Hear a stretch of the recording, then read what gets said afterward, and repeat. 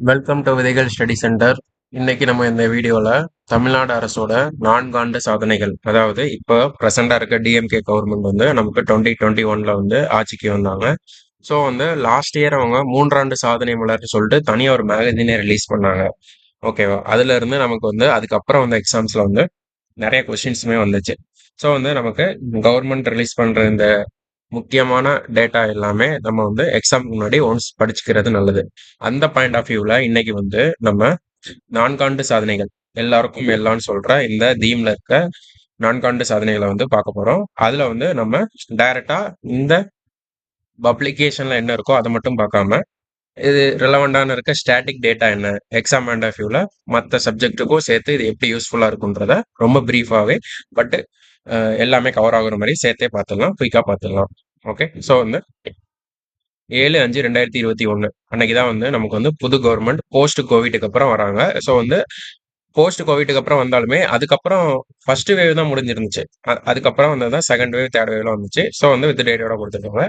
அப்போ வந்து நமக்கு எல்லாருமே தெரியும், லாக்டவுனோட வந்து எல்லா தொழிலுமே முடங்கிருச்சு, நிறைய ஹெல்த் இஷ்யூஸ் வந்துச்சு. ஸோ வந்து தமிழ்நாடு, இந்தியா, ஆக்சுவலா குளோபலே ரொம்ப ஸ்தம்பிச்சு போயிருந்த ஒரு டைம் தான் அது. அப்போ ஆட்சிக்கு வர ஒரு கவர்மெண்ட் வந்து என்னெல்லாம் சாதனை பண்ணியிருக்காங்கன்றது வந்து ஆரம்பிச்சிருக்காங்க. ஓகே, ஸோ 7/5/2021 வராங்க. அப்போ வந்து வந்த உடனே முதல்ல ஒரு 3 சைன் போடுறாங்க சிஎம் ஆனதுக்கு அப்புறம். சரியா?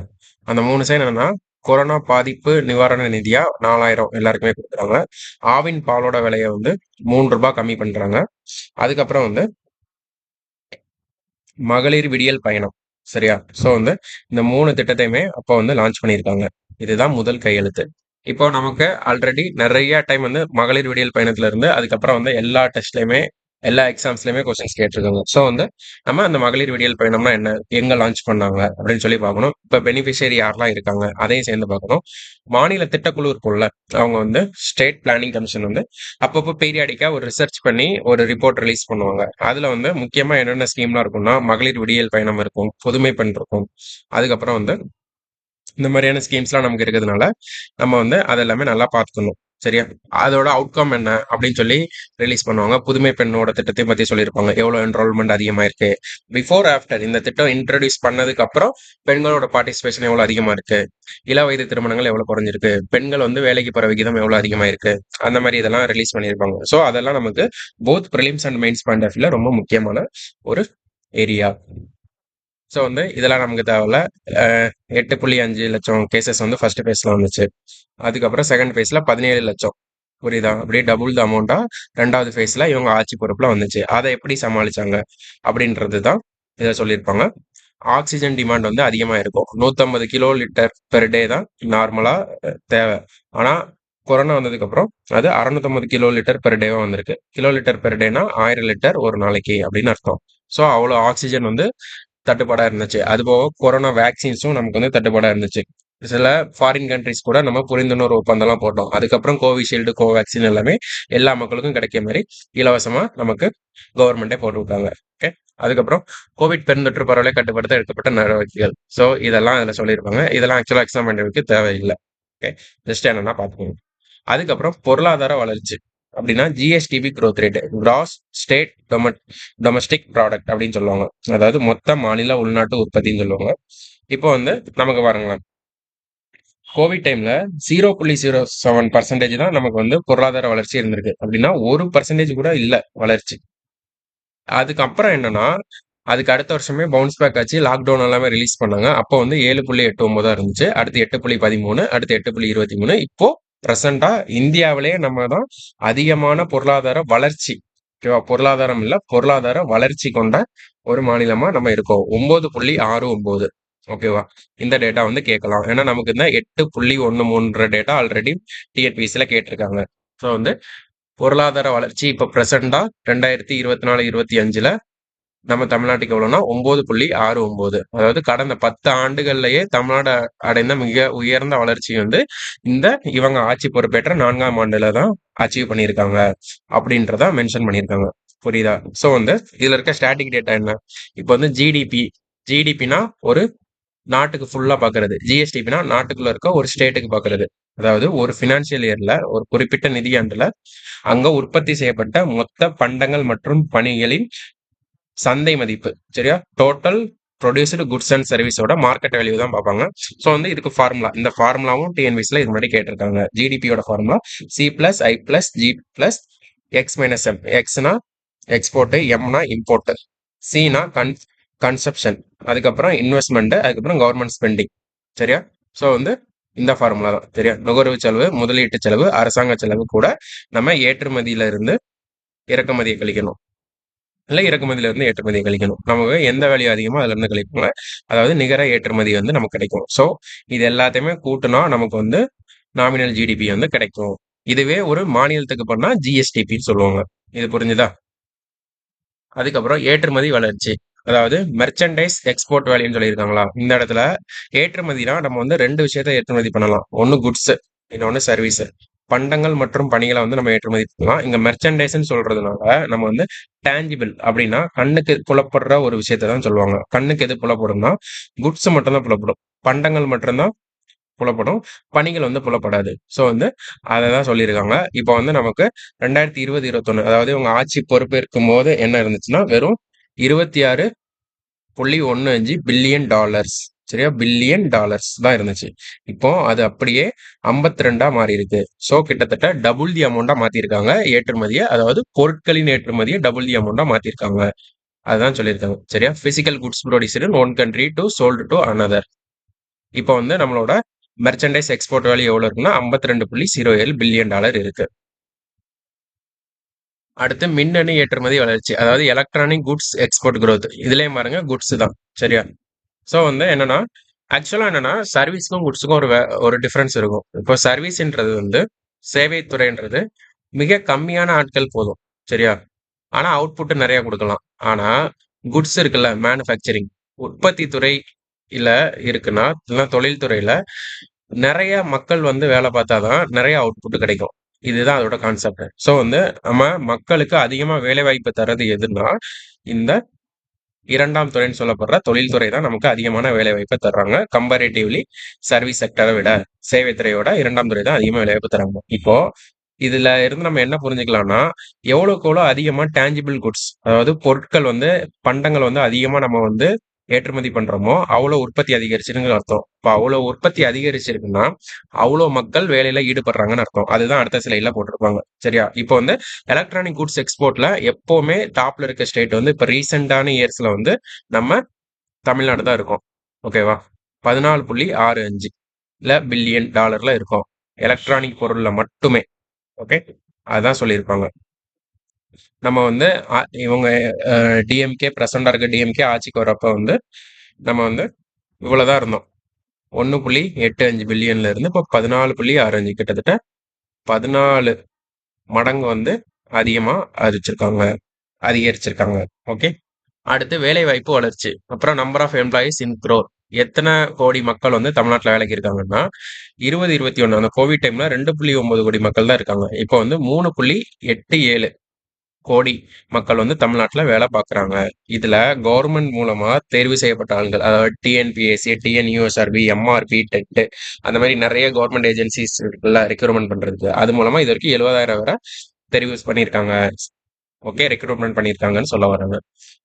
அதுக்கப்புறம் வந்து நமக்கு சமூக அளவீடுகள் அப்படின்னா சோசியல் இண்டிகேட்டர்ல எந்த மாதிரி இருக்கும். ஸோ நம்ம வந்து வேலை வாய்ப்புல எப்படி இருந்தோம்னு பார்த்துட்டோம், எக்ஸ்போர்ட் ரெண்டுமே, மெர்ச்சன்டைஸ்ல எப்படி இருக்கும்னு பார்த்தோம், எலக்ட்ரானிக்ல எப்படி இருந்தோம்னு பார்த்துட்டோம். சரியா? அதுக்கப்புறம் இப்ப நம்ம பார்க்க போறது என்னன்னா சமூக அளவீடுகள், சோசியல் இண்டிகேட்டர்ஸ்னா வந்து இப்போ வந்து ஒரு உடல்நலம் சார்ந்து எப்படி இருக்காங்க, கல்வி சார்ந்து எப்படி இருக்காங்க, அதை பார்க்கறது தான் மெட்டர்னல் மொர்டாலிட்டி ரேஷியோ, அப்படின்னா மகப்பேறு இறப்பு விகிதம். ஓகேவா? அதுல வந்து நம்ம இப்போ இவங்க ஆட்சி பொறுக்கிறப்ப 1,00,000 பெர்த், அதாவது 1,00,000 பிரசவங்கள்ல இறக்குற தாய்மார்களோட எண்ணிக்கை வந்து 90 இருந்துச்சு. இப்போ அது 39 குறைஞ்சிருக்கு, which is a very good number. ஓகேவா? இன்னும் இது குறையணும், எந்த ஒரு டெத்துமே இல்லாத மாதிரி இருக்கணும். உங்களுக்கு அடிஷனல் பாயிண்ட் என்னன்னா லாஸ்ட் இயர்ல வந்து விருதுநகர் டிஸ்ட்ரிக்ட் வந்து அவார்டு வாங்கினாங்க, ஒரு மகப்பேறு இறப்பு கூட இல்லாத ஒரு மாவட்டமா. ஸோ வந்து அந்த மாதிரி மாத்தணும். சரியா? இப்போ வந்து எல்லா மொர்டாலிட்டி ரேட்டுமே 1000 லிவ்ஸ்க்கு தான் கணக்கு பண்ணுவாங்க. 1000 பேருக்கு எத்தனை குழந்தை பிறக்குது, 1000 பேர்ல எத்தனை குழந்தை இறக்குறாங்க அப்படின்னு. ஆனா மகப்பேர்ல மட்டும் 1,00,000க்கு பார்ப்பாங்க. இந்த இது ஸ்டேட்மெண்ட்டை கொடுத்தாலும் நம்ம கரெக்டா பண்ணணும். மகப்பேறு 1,00,000, அடுத்து ஐஎம்ஆர்ன்னு சொல்லுவாங்க, இன்ஃபன்ட் மொர்டாலிட்டி ரேட். அதாவது குழந்தைகள் 1000 குழந்தைகள் பிறக்கிறதுல எத்தனை குழந்தைகள் இருக்குது அப்படின்றதுல வந்து நமக்கு 2021 22ல 10 குழந்தைகள் இருந்துச்சு. இப்போ வந்து 7 குழந்தைகள் தான் இருக்குது. ஸோ வந்து நம்ம பின்னாடி இருக்க வேல்யூ பார்க்கணும்னா பார்த்து தான் ஆகணும். ஏன்னா நமக்கு வந்து ரொம்ப ஸ்டாட்டிக்கா அந்த ஃபேக்சுவலா கேட்க ஆரம்பிச்சிட்டாங்க. ஸோ வந்து 10.4 இருந்தது 7.6 மாறி இருக்கு. அதுக்கப்புறம் ஜிஇஆர் இன் ஹையர் எஜுகேஷன் அப்படின்னா ஒன்றும் இல்லை, cross enrolment ratio in higher education, உயர்கல்வி சேர்க்கை விகிதம். இப்போ நமக்கு ஆல்ரெடி நம்ம வந்து இந்தியால ஒன் ஆஃப் த டாப்பஸ்ட் ஸ்டேட்ஸ்ல நம்மளும் இருக்கோம். சரியா? 2020-21ல ஸ்கூல் முடிச்சுட்டு காலேஜ் போறவங்க தான் ஜிஆர் இன் ஹையர் எஜுகேஷன் சொல்லுவாங்க. ஸோ வந்து ஸ்கூல் முடிச்சுட்டு காலேஜ் போறவங்க 2020-21ல 47 பேர் போயிருக்காங்க.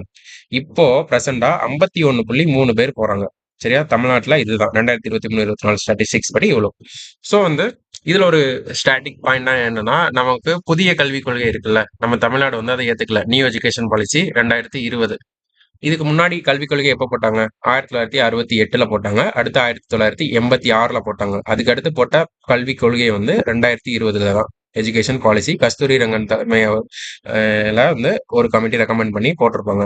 இதுல தான் நமக்கு 3 லாங்குவேஜ் பாலிசி எல்லாமே இருக்கு. அதனாலதான் நம்ம வந்து அதை ஏத்துக்கல. ஓகேவா? இது போக நிறைய ப்ரொவிஷன்ஸ் வந்து அதெல்லாம் நம்ம ஆல்ரெடி அந்த அவங்களோட டார்கெட் எல்லாமே ஆல்ரெடி அச்சீவ் பண்ணியிருப்போம். அது போக இந்த மாதிரி ப்ரொவிஷன் எல்லாம் இருக்கனால நம்ம அக்செப்ட் பண்ணல. ஸோ வந்து இது எல்லாமே டிஎன்பிசில ஆல்ரெடி கேட்டது. இந்த மூணுமே டிஎன்பிசில கேட்ட கொஸ்டின். இப்போ வந்து அதில் என்ன டார்கெட் வச்சிருக்காங்க? புதிய கல்விக் கொள்கை 2020ல வந்து எல்லாருக்குமே யூனிவர்சலேஷன் ஆஃப் எஜுகேஷன், எல்லாருக்குமே வந்து கல்வி கிடைக்கணும், உலகளாவிய கல்வியை உலகமயமாக்கணும் அப்படின்னு சொல்லுவாங்க. சரியா? ஸோ வந்து முக்கியமா என்ன சொல்லியிருப்பாங்கன்னா, இதுதான் மேட்ரு. உயர்கல்வி சேர்க்கை விகிதம் இருக்குல்ல, 50% கொண்டு வரணும் 2035க்குள்ளன்னு சொல்லியிருப்பாங்க. ஆல்ரெடி நம்ம தமிழ்நாடு 2024 அச்சீவ் பண்ணிட்டோம். அவங்க சொன்ன இயரை விட 11 வருஷத்துக்கு முன்னாடியே நம்ம 50% தாண்டிட்டோம்.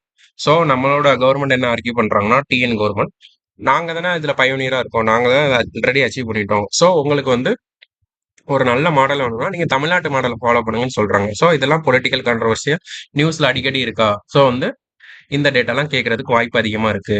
நமக்கு நியூஸ்ல இருந்து எதெல்லாம் எக்ஸாமுக்கு கேட்பாங்களோ அதெல்லாம் நோட் பண்ணி படிக்கணும். அடுத்து pre school to higher secondary level, அதாவது எல்கேஜி யூகேஜில இருந்து நம்ம 12th முடிக்கிற வரைக்கும் 100% என்ரோல்மெண்ட் கொண்டு வரணும் 2030க்குள்ள. ஓகே. ஸோ ஏன் 2030 சூஸ் பண்ணாங்கன்னா, எஸ்டிஜி கோல்ஸ் இருக்குல்ல, எஸ்டிஜி கோல் நம்பர் 4 வந்து என்ன சொல்றாங்க? எஜுகேஷனை பத்தி சொல்றாங்களா? ஸோ அதை டார்கெட் பண்ணி எல்லாத்தையுமே அட்லீஸ்ட் 2030க்குள்ள 100% இருக்க எல்லா பசங்களையும் ஸ்கூல் படிக்க வைக்கணுன்ற மாதிரி சொல்லியிருப்பாங்க. ஓகே. ஸோ வந்து இதுதான் முக்கியமான டார்கெட். இவங்க 2035க்குள்ள 50 கொண்டு வரணும்னு வைக்காங்க. நம்ம ஆல்ரெடி பண்ணிட்டோம். சரியா? அடுத்து சட்டம் மற்றும் ஒழுங்கு, லா அண்ட் ஆர்டர்ல நம்ம என்னெல்லாம் பண்ணியிருக்கோம்னா, ஆகஸ்ட் 2022ல அப்புறம் ஒரு கஸ்டடியல் டெத்து, காவல் நிலையத்துல வச்சு அடிச்சு கொள்ளுவாங்கல்ல, அந்த மாதிரியான ஒரு கொடூரமான செயல் எதுவுமே நடக்கல அப்படின்னு வந்து சொல்லியிருக்காங்க.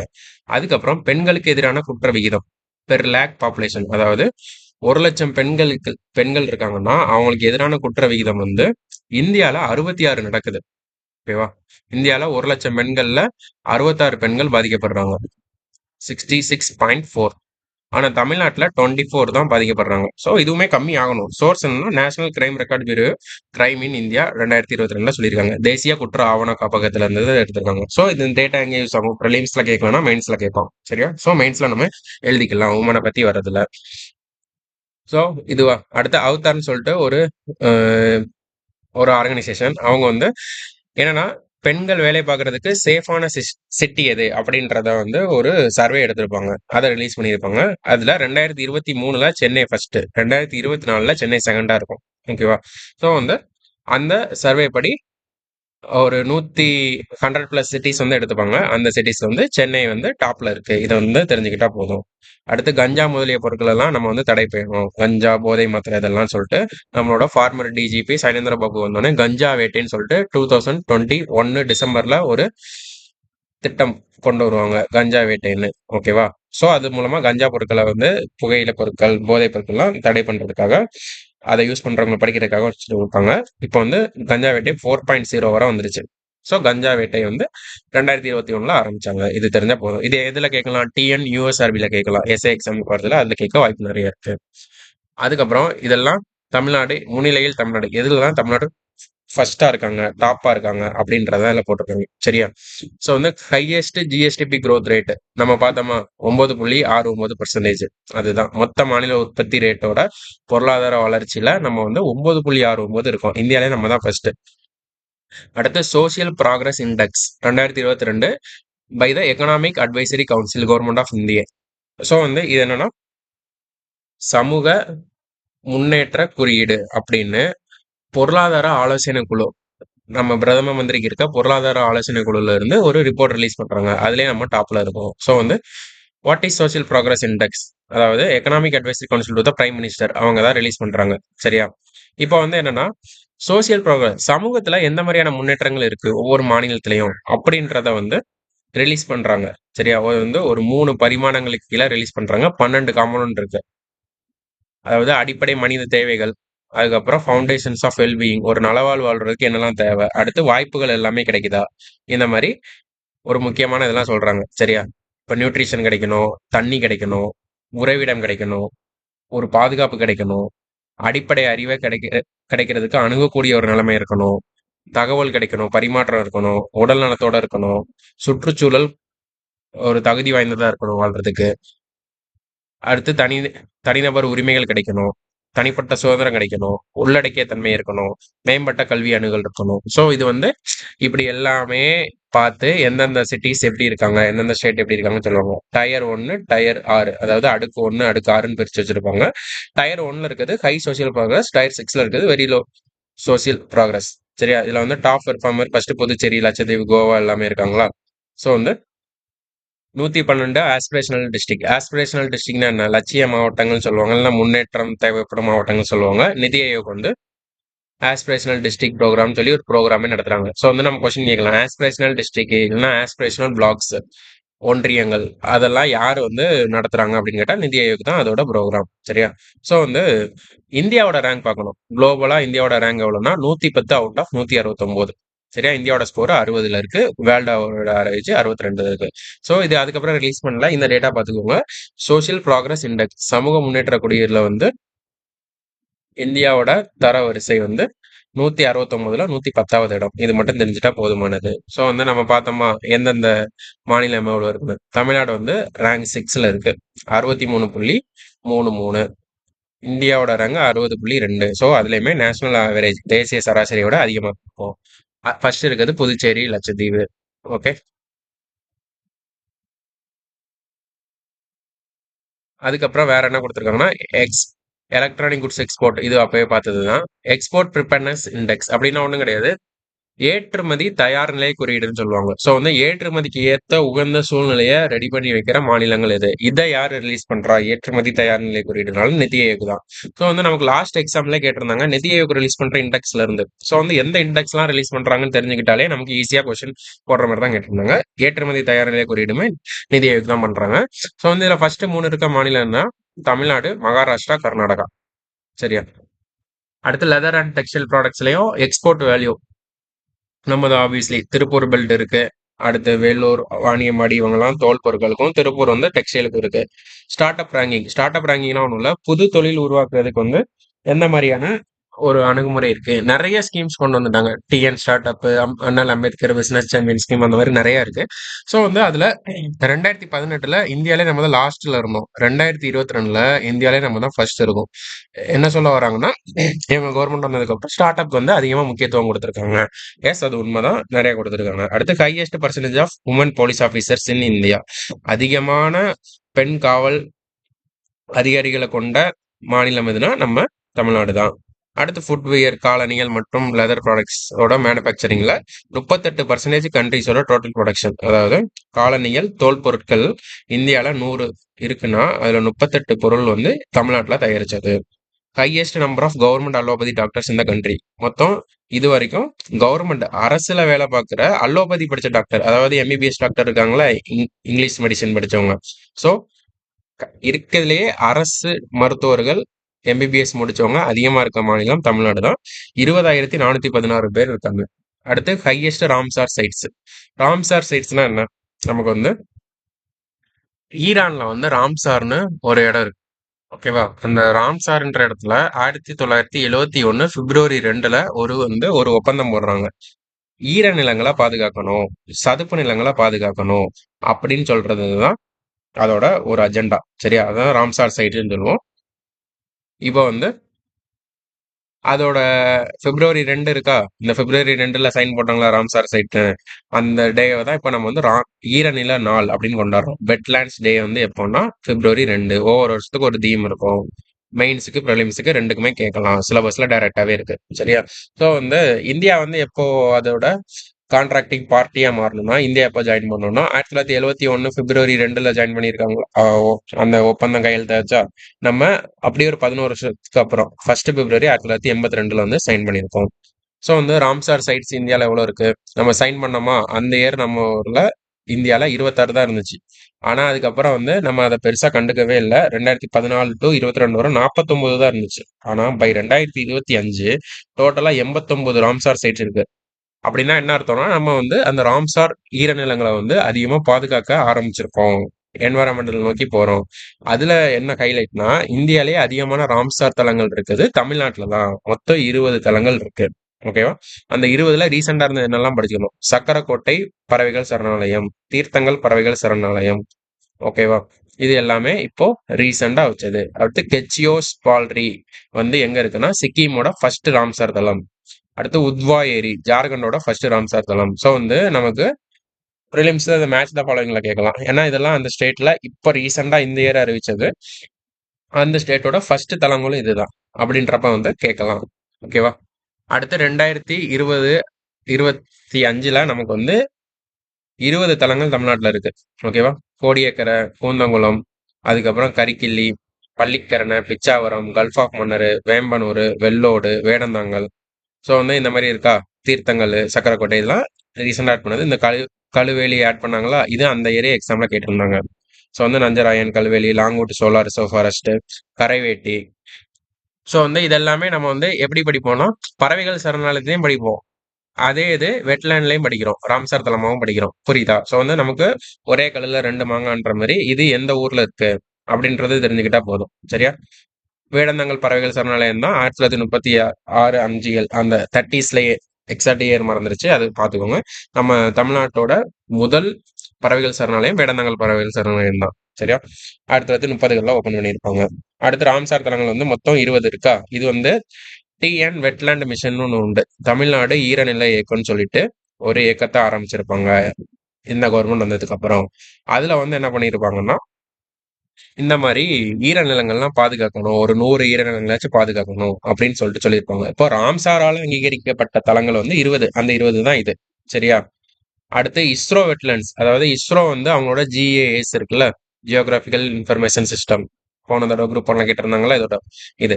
ஸோ வந்து அந்த ஜிஏஎஸை யூஸ் பண்ணி சேட்டலைட் மூலமா அந்த ஈரநிலங்கள் தமிழ்நாட்டில் எத்தனை இருக்குன்னு பாக்குறப்ப 28,904 ஈரநிலங்களை கண்டுபிடிச்சிருக்காங்க. ஸோ இதையும் கேட்கலாம். இதெல்லாம் அவங்களோட வெப்சைட்ல இருந்து எடுத்தது. அடுத்து வெட்லேண்ட் மித்ரா அப்படின்னா ஒன்றும் இல்லை.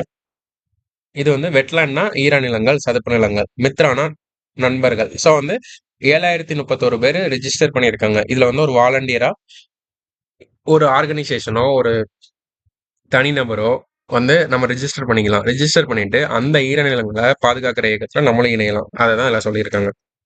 ஸோ நம்ம கூட ஜாயின் பண்ணி நம்ம ஏரியால இருக்க ஈரநிலங்களை பாதுகாக்கலாம். புரியுதா? ஸோ இது வந்து ஒரு நல்ல இனிஷியேட்டிவ். இப்போ வந்து அதே வெப்சைட்ல என்ன கொடுத்துருந்தாங்கன்னா மாவட்ட வாரியா வந்து ஈரநிலங்களோட எண்ணிக்கை எவ்வளவு இருக்கு, வெட்லாண்ட் எவ்வளவு இருக்குன்னு பார்த்துருக்காங்க. அரியலூர்ல 435, செங்கல்பட்டுல 1097, சென்னை 42, அப்படி வரிசையா இருக்கா? இதுல வந்து புதுக்கோட்டையில தான் ஹையஸ்டா இருக்கு. 3195 வந்து புதுக்கோட்டையில மட்டும் இருக்கு. அவ்வளவு ஈரநிலங்கள் இருக்கு. ஓகே. நீலகிரியில 30, தென்காசில 547, இப்படி அவங்க 38 டிஸ்ட்ரிக்ட்ல ஒரு 37 டிஸ்ட்ரிக்ட லிஸ்ட் அவுட் பண்ணி கொடுத்துருக்காங்க. ஓகே. அவங்க வெப்சைட்ல அதுக்கப்புறம் அப்டேட் பண்ணல. அதுல இருந்து அவங்களுக்கு இந்த டேட்டா எடுத்து போட்டிருக்கேன். அவங்களுக்கு வேணும்னா டிஎன் வெட்லேண்ட் மிஷன் அப்படின்ற வெப்சைட் இருக்கும். அதுல போய் பாருங்க. அதுக்கப்புறம் எஸ்டிஜி இந்தியா இண்டெக்ஸ். அதாவது எஸ்டிஜினா சஸ்டைனபிள் டெவலப்மெண்ட் கோல்ஸ்ன்னு சொல்லுவாங்க. ஓகே. நீடித்த நிலையான மேம்பாட்டு இலக்குகள்னு சொல்லிட்டு 2015 பாரிஸ் மாநாடுல வந்து இந்தியா கையெழுத்து போட்டு வந்திருக்கும். ஒரு 17 கோல் வச்சிருப்பாங்க. சரியா? அது வந்து குளோபல் லெவல்ல அவங்க ரிலீஸ் பண்ணுவாங்க. இந்தியா லெவல்ல யார் ரிலீஸ் பண்ணுவாங்கன்னா நித்தி ஆயோக் ரிலீஸ் பண்ணுவாங்க. ஸோ நம்ம நிறைய இண்டெக்ஸ் பார்த்துட்டோம். எக்ஸ்போர்ட் ப்ரிப்பேர்னஸ் இண்டெக்ஸ் அதெல்லாம் பார்த்தோம். எஸ்டிஜி இண்டெக்ஸ், எம்டிபி இண்டெக்ஸ்லாம் அதுக்கப்புறம் வரும். எல்லாமே யார் ரிலீஸ் பண்ணுவான்னு கேட்பாங்க, நிதி ஆயோக். சரியா? இப்போ வந்து இந்த எஸ்டிஜி இந்தியா இண்டெக்ஸ் இருக்கா, 2023-24 ரிப்போர்ட் வந்து லேட்டஸ்டா ரிலீஸ் பண்ணாங்க. அதுல நம்ம தமிழ்நாட்டோட ரேங்க் என்னன்னா தேர்ட் இருக்கு. ஓகே, மொத்த ஸ்கோர் எவ்வளோ வாங்கியிருக்காங்கன்னா 78 மார்க் வாங்கியிருக்கோம். ஃபர்ஸ்ட் வாங்கினது 79 மார்க். 2 ஸ்டேட் இருக்காங்க, உத்தரகாண்டும் கேரளாவும் இருக்காங்க. சரியா? ஸோ வந்து ஃபர்ஸ்ட் ஸ்டேட் உத்தரகாண்ட் இல்லைன்னா கேரளா இருப்பாங்க. அது டை ஆயிடுச்சு. ஸோ வந்து first second Uttarakhand Kerala, third வந்து நம்ம தமிழ்நாடு இருக்கோம். இப்போ வந்து என்னன்னா அதுல நம்ம எதுல ஃபர்ஸ்ட் இருக்கோம்னா கிளைமேட் ஆக்ஷன் சொல்றோம்ல, அதுல வந்து நம்ம 81 மார்க் வாங்கியிருக்கோம் அவுட் ஆஃப் 100. ஸோ அதுல நம்ம டாப்ல இருக்கோம். ஏன்னா நம்ம தான் மாவட்ட வாரியா பிரிச்சு வச்சிருக்கோம். கிளைமேட் ஸ்மார்ட் வில்லேஜஸ்ன்னு வச்சிருக்கோம். அந்த மாதிரி காலநிலை மாற்றத்துக்காக எதிராக இருக்க எல்லாமே கோல் நம்பர் 13 எஸ்டேஜ்ல ஒரு லோக்கலைஸ்டா கொண்டு போயிட்டோம். எப்படின்னா ஒரு சமூகத்துல இருக்க எல்லாருமே பார்ட்டிசிபேட் பண்ணணும் காலநிலை மாற்றத்துக்கு எதிரான்ற அளவுக்கு ஒரு திட்டம் வந்து இன்டென்சிவா தமிழ்நாட்டுல போயிட்டு இருக்கு. ஸோ வேற எந்த ஸ்டேட்டுமே தமிழ்நாட்டு இந்தியாவில் இதை பண்ணல. அதனாலதான் நம்ம வந்து அதுல டாப்ல இருக்கோம். அடுத்து கிளீன் எனர்ஜி இருக்குல்ல, புதுப்பிக்கத்தக்க ஆற்றல், பசுமை ஆற்றல், அதுல வந்து நம்ம 100க்கு 100 மார்க் வாங்கியிருக்கோம். ஸோ வந்து அது என்னன்னு இப்ப பார்க்கலாம். இதுதான் பாரிஸ் அக்ரிமெண்ட்ல வந்து நம்ம வந்து போட்ட ஒரு இது 17 கோல்ஸ் இருக்கும். 17 கோல்ஸ், 169 டார்கெட் இருக்கும். சரியா? இது வந்து குளோபலுக்கு உலக அளவுல பாக்குறப்ப வந்து இந்தியா வந்து இதெல்லாம் ஃபாலோ பண்ணும். இது வந்து எக்ஸாம்ல கேக்குறாங்கன்னா கேட்டிருக்காங்க. லாஸ்ட் குரூப் ஒன்ல இதுல இருக்க ரேண்டமா ஒரு 4 கோலை எடுத்துட்டு வரிசைப்படுத்துக்குன்னு கேட்டுட்டாங்க. அப்ப அடுத்து நம்ம என்னால எக்ஸ்பெக்ட் பண்ணலாம், எந்தெந்த கோல் எது எதுக்கு வரும்னு சொல்லி பார்க்கலாம். ஆல்ரெடி நம்ம பாலிசி நோட்டோ மற்ற வீடியோல டிஸ்கஸ் பண்ணும்போது இந்த கோல்ஸ் எல்லாமே டிஸ்கஸ் பண்ணிட்டோம். ஸோ வந்து பாத்துக்கோங்க, இது படிச்சுக்கோங்க. நம்ம ஸ்கூல் புக்ல இருக்கிறது தான் நான் ஸ்கிரீன்ஷாட்டா வச்சிருக்கேன். இப்போ வந்து தமிழ்நாடோட ஸ்கோர் 78ன்னு பார்த்தோமா, நம்ம 2018ல ஃபர்ஸ்ட் டைம் நிதி ஆயோக் ரிலீஸ் பண்ணும்போது 66ல இருந்தோம். இப்போ 78க்கு வந்திருக்கோம். சரியா? ஸோ வந்து ஃபர்ஸ்ட் இருக்க ஸ்டேட்டுக்கும் நமக்கும் ஜஸ்ட் ஒரு மார்க் தான் டிஃப்ரெண்ட். அந்த ஒரு மார்க் இருந்துச்சுன்னா நம்ம எஸ்டிஜில இந்தியாவில ஃபர்ஸ்ட் இருக்க ஒரு ஸ்டேட்டா இருந்திருப்போம். அது வந்து ஒரு பெரிய அச்சீவ்மெண்ட் தான். சரியா? இப்போ வந்து தமிழ்நாடோட நிதி ஆயோக் ரிப்போர்ட் எஸ்டிஜி ரிப்போர்ட்ல வந்து தமிழ்நாடோட ஸ்கோரு நேஷனல் ஆவரேஜ் ரெண்டையும் கம்பேர் பண்ணி போட்டிருப்பாங்க. நம்ம பாவர்ட்டியில 92, நேஷனல் ஆவரேஜ் 72, ஜீரோ கங்கர்ல நம்ம 75, அவங்க 52 அந்த மாதிரி பார்த்துருப்போமா. அஃபோர்டபுள் அண்ட் கிளீன் எனர்ஜில வந்து நம்ம 100 இருப்போம். ஓகே, ஸோ வந்து அவங்க என்ன சொன்னாங்க, 13வது கிளைமேட் ஆக்ஷன்ல இந்தியாவோட ஆவரேஜ் 67 தான், நம்ம வந்து 81 இருக்கோம். இது எல்லாமே படிக்க தேவையில்ல. இந்த மாதிரி முக்கியமான இது இருக்குல்ல, அதை மட்டும் படிச்சா போதும். இல்ல அவங்க என்ன மென்ஷன் பண்ணிருக்காங்களோ அதை மட்டும் பார்த்தா போதும். ஓகே, ஸோ வந்து நிதி ஆயோக் ரிலீஸ் பண்ற எஸ்டிஜி இண்டெக்ஸுக்கும் குளோபலா ரிலீஸ் பண்ற எஸ்டிஜி இண்டெக்ஸுக்கும் என்ன வித்தியாசம் இருக்கும்னா, அவங்க 17 கோல் 169 டார்கெட் வச்சிருப்பாங்க. நம்ம வந்து அதுல 16 கோல் தான் வச்சிருப்போம். சரியா? ஏன் 16 கோல்னா, நமக்கு வந்து கோல் நம்பர் 14 இருக்கா, லைஃப் பிலோ வாட்டர்னு, நீருக்கு அடியில இருக்க உயிரினங்களோட வாழ்க்கை. நமக்கு வந்து எல்லா இந்தியாவை பொறுத்த வரைக்கும் எல்லா மாநிலங்களுமே கடற்கரை மாநிலமா இல்ல. இந்த பக்கம் இந்த பக்கம் இவ்வளவுதான் இருக்கு. உள்ள இருக்க மாநிலங்கள்லாம் கடற்கரை இல்ல. அதனால நம்ம 14 கன்சிடர் பண்ணல. மீதி 16 கோலுல நம்ம எப்படி பார்ட்டிசிபேட் பண்ணியிருக்கோம், எப்படி பர்ஃபார்மன்ஸ் பண்ணியிருக்கோன்றத பொறுத்து தான் நமக்கு வந்து இது பண்றாங்க. ஸோ தமிழ்நாட்டுக்கு பார்க்குறப்ப இந்தியாவுக்கு அப்படியே சேர்த்து பார்த்தோம். இந்தியாவோட கோல் ரேங்க் வந்து ஸ்கோர் வந்து ஆக்சுவலா 2018ல ஃபர்ஸ்ட் ரிப்போர்ட்ல 57 இருக்கு. இப்ப 71 இருக்கு. தமிழ்நாடு எவ்வளவு இருக்கும்னா இப்ப 78 இருக்கும். கேரளா உத்தரகாண்ட் எவ்வளவு இருக்கும்னா 79 இருக்கும். இது மட்டும் தெரிஞ்சுட்டா போதுமானது. ஸோ வந்து இதுதான் சொல்லியிருக்காங்க. நம்ம வந்து 113 இண்டிகேட்டரை பார்க்குறோம். அவங்க 169 பார்ப்பாங்க குளோபலா. சரியா? நம்ம வந்து கோல் நம்பர் 14 எடுத்துக்கல. அதனால மொத்தம் 16 கோலை வச்சு தான் பார்க்குறோம். இதெல்லாம் பார்த்துக்கோங்க. அடுத்து ஸ்கோர் ரேஞ்ச் எப்படி இருக்கு, ஆஸ்பிரண்டா, பெர்ஃபார்மரா, ஃப்ரண்ட் ரன்னரா, அச்சீவரா அப்படின்றத 4ஆ பிரிச்சிருப்பாங்க. சரியா? இப்போ வந்து நம்ம ஃப்ரண்ட் ரன்னர் கேட்டகரியில தமிழ்நாடு இருப்போம். ஓகே,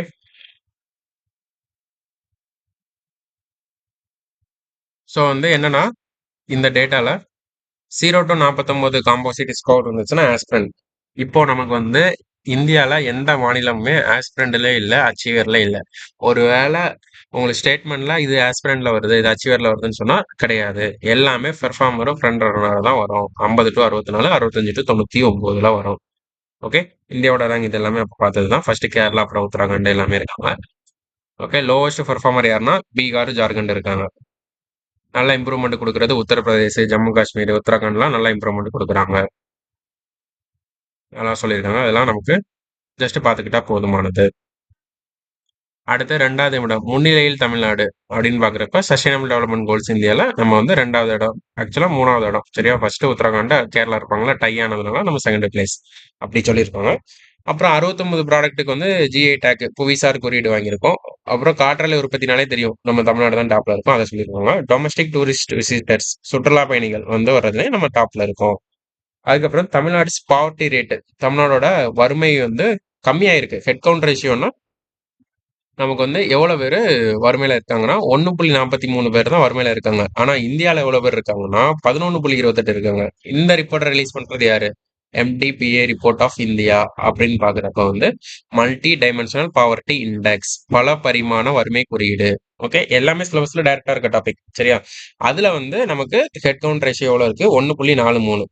2005ல 36ல இருந்தோம், இப்போ ஒண்ணுக்கு வந்துட்டோம். புரியுதா? வறுமைன்றது கம்மியா தான் இருக்கணும். ஸோ நல்ல பர்ஃபார்மன்ஸ். நித்தி ஆயோக் என்ன பண்றாங்க? ஆக்சுவலா என்னன்னா இந்தியா எவ்வளவு இருக்குன்னா 11.28 இருக்காங்க. இப்ப இந்த 1.43 கண்டுபிடிச்சோமா நம்ம, நித்தி ஆயோக் ரிப்போர்ட் ரிலீஸ் பண்ணியும் நமக்கு வந்து தாயுமானவர் ஒரு ஸ்கீம் லான்ச் பண்றாங்க. அதாவது அடுத்த 5 லட்சம் பேரை வந்து வறுமையில இருந்து மீட்கணும்னு பட்ஜெட்ல லான்ச் பண்றாங்க ஒரு ஸ்கீம். அப்ப புரியுதா? ஒரு ரிப்போர்ட்டை ஏன் ரிலீஸ் பண்றோம்னா அப்பதான் எவ்வளவு பேருக்கு ஒரு பயன் தேவைப்படுன்றத நம்மளால தெரிஞ்சுக்க முடியும். அப்ப தெரிஞ்ச உடனே கவர்மெண்ட் ஒரு ஸ்கீம் போடுறாங்களா, அது மூலமா தான் நமக்கு வந்து வறுமையெல்லாம் குறையுது. புரியுதா? பெர் கேபிட்டா இன்கம்னா தனி நபர் வருமானம் வந்து 1.74 times higher than the national average. Okay, இந்தியால ஒருத்தன் வாங்குறத விட தமிழ்நாட்டில் 1.74 மடங்கு வந்து அதிகமா சம்பளம் வாங்குறாங்க. அதுதான் அதில் சொல்லியிருக்காங்க. இப்போ வந்து மல்டி டைமென்ஷனல் பாவர்ட்டி இண்டெக்ஸ்னா என்னன்னு பார்த்தோமா, தமிழ்நாட்டோட பர்ஃபார்மன்ஸ் பார்த்தோமா. இப்போ மல்டி டைமென்ஷனல் பாவர்ட்டி இண்டெக்ஸ்னா என்ன அப்படின்னு நமக்கு தெரிஞ்சுக்கணும். சரியா? ஏன்னா இதுல இருந்தும் கொஸ்டின்ஸ் வந்து கேட்பாங்க. பல பரிமாண வறுமை குறியீடு. ஓகே, ஸோ வந்து நிதி ஆயோக் தான் அதை லான்ச் பண்றாங்க. அதுக்கப்புறம் வந்து 2013-14 இருந்து 2022-23க்குள்ள 24.82 கோடி மக்கள் வந்து வறுமையில இருந்து வெளியேறி இருக்காங்க அப்படின்னு சொல்லியிருக்காங்க. ரீசெண்ட் டேட்டா இதுதான். சரியா? ஏன்னா எலெக்ஷன் கேம்பெயினாவே அதை தான் இருந்துச்சு. இப்போ லாஸ்ட் 2024 நடந்த லோக்சபா எலெக்ஷன்ல இவ்வளவு கோடி மக்களை வந்து வெளியே வறுமையில இருந்து வெளில வந்திருக்கோம் அப்படின்றதெல்லாம் 10 வருஷ சாதனையா பட்ஜெட்ல சொல்லிட்டு இருந்தாங்க. ஸோ வந்து 3 பரிமாணத்துல பாக்குறாங்க. சரியா? வறுமைன்றதுக்கு ஒரு பரிமாணம் இல்ல. ஒரு 3 முக்கிய பரிமாணங்கள் இருக்கு. Health, education, standard of living. உடல் ஆரோக்கியம், கல்வி, வாழ்க்கை தரம். நம்ம வறுமைய வெறும் ஒரு இதுல சொல்லிட முடியாது. அதனால இத 3 சொல்லியிருக்காங்க. அல்கைர் ஃபாஸ்டர் மெத்தடாலஜி மூலமா தான் இது பண்றோம். இந்த அளவுக்கு தேவையில்ல. பட் தெரிஞ்சுக்கோங்க. Aligned with 12 sustainable development goals. 12 goal இந்த health, education, standard of living வருதுல, 17 கோல்ல 12 கோல் இதுலயே கவர் ஆயிடுது அப்படின்னு சொல்றாங்க. ஸோ வந்து இத பாருங்க. நம்ம குளோபலா ரிலீஸ் பண்றது 2 பேர் எழுதுவாங்க. யுனைடெட் நேஷன் டெவலப்மெண்ட் ப்ரோக்ராம், ஐக்கிய நாடுகளின் மேம்பாட்டு திட்டமும், ஆக்ஸ்போர்டு பாவர்ட்டி ஹியூமன் இனிஷியேட்டிவ்னு சொல்லுவாங்க. சரியா? அதாவது ஆக்ஸ்போர்ட் யூனிவர்சிட்டியும் ஐநா சபையும் சேர்ந்து ரிலீஸ் பண்றாங்க இந்த எம் பல பரிமாண வறுமை குறியீட. இத இந்தியால ரிலீஸ் பண்றது வந்து நித்தி ஆயோக். இந்தியால ரிலீஸ் பண்றாங்கல்ல, அதுக்கு நம்ம வந்து 3 பரிமாணங்கள் எடுத்துக்கிட்டோமா, ஆரோக்கியம், கல்வி, வாழ்க்கை தரம்னு. அதே மாதிரி அதுல வந்து 10 இலக்குகளை வச்சிருப்பாங்க அவங்க குளோபலா. இவங்க ஐநா சபை ரிலீஸ் பண்றதுல 10 இண்டிகேட்டர் தான் வச்சிருப்பாங்க. ஆனா நம்ம வந்து 12 இண்டிகேட்டர் வைக்கும். ஏன்னா நம்ம நாட்டுக்கு ஏத்த மாதிரி தான் நம்ம வச்சுக்க முடியும். அது குளோபலா யூஸ் பண்ற மாதிரி பண்ண முடியாதுன்னு சொல்லிட்டு புதுசா 2 இண்டிகேட்டர் சேர்க்கிறோம். இதுதான் புதுசா சேர்த்த 2 இண்டிகேட்டர். மெட்டர்னல் ஹெல்த், அப்புறம் பேங்க் அக்கவுண்ட். ஓகேவா? ஸோ வந்து இதுதான் மேட்டர். இப்போ நீங்க என்ன பண்ணலாம்னா இதுல ஒவ்வொன்றா இருக்கா, இதுல இருக்க ஸ்கீம்ஸ் எல்லாம் படிச்சிடணும். இதுல இருக்க ஸ்கீம்ஸ் எல்லாம் படிச்சிட்டீங்கன்னா அதுதான் நமக்கு குரூப் 1க்கு கொஸ்டினா கேட்கறான், குரூப் 2க்கு அதான் கொஸ்டினா கேட்கறாங்க. கிளியரா? மெட்டர்னல் ஹெல்த்ல ஜனனி சிசு சுரக்ஷா அபியான் கேட்டிருந்தாங்களா லாஸ்ட் டைம். பேங்க் அக்கௌண்ட்னா Pradhan Mantri Jan Dhan Yojana, direct benefit transfer, அந்த மாதிரி இருக்கும். ஸோ வந்து அதுதான் கேட்பான். நியூட்ரிஷனுக்கு பிஎம் போஷான் இருக்கு. அந்த மாதிரி ஸ்கூலுக்கு ஒன்று இருக்கும், ஃபியூவலுக்கு ஒன்று இருக்கும், உஜ்வாலா யோஜனா சானிடேஷனுக்கு ஒன்று இருக்கும், ஸ்வச் பாரத் ட்ரிங்கிங் வாட்டருக்கு ஜல் ஜீவன் அம்ருத் இருக்கும், ஹவுசிங் பிரதான் மந்திரி ஆவாஸ் யோஜனா இருக்கும், எலக்ட்ரிசிட்டிக்கு சௌபாக்கியா யோஜனா இருக்கும். ஸோ வந்து அந்த மாதிரி ஒவ்வொன்றா இருக்குமா, அதெல்லாம் இதுக்கு கீழே உள்ள கேட்டகரியில படிச்சாலே நமக்கு கவர் ஆயிடும். இப்போ புரிஞ்சுதா? நம்ம வந்து 12 இண்டிகேட்டர் வச்சிருக்கோம். Maternal health, bank account. இப்போ வந்து இதெல்லாம் இந்தியாவோட அந்த ரேட்டு தான் அப்போ நம்ம பார்த்தது தான். இதுல வந்து வேற ஒன்றும் இல்லை. உங்களுக்கு லேட்டஸ்ட் ரிப்போர்ட் வேணும்னா நீங்க போட்டு பாருங்க. இதோ சொன்ன ஸ்கீம்ஸ்லாம் இருக்கா, அதெல்லாம் வச்சு. ஸோ வந்து வறுமை ஒழிப்புல நம்ம வந்து ஒரு முக்கியமான மைல்கல் அச்சீவ் பண்ணியிருக்கோம்.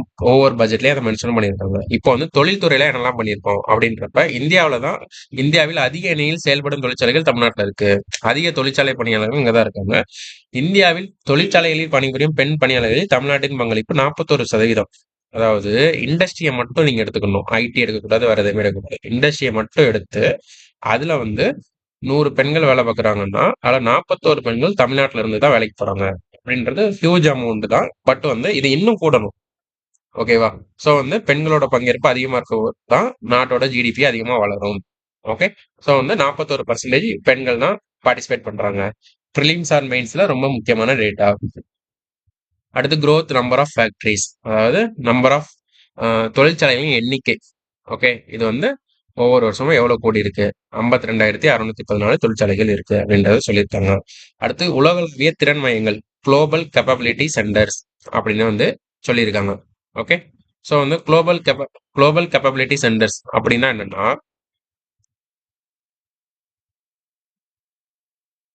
உங்களுக்கு வந்து உலகளவிய திறன் மையங்கள்னு சொல்லுவாங்க.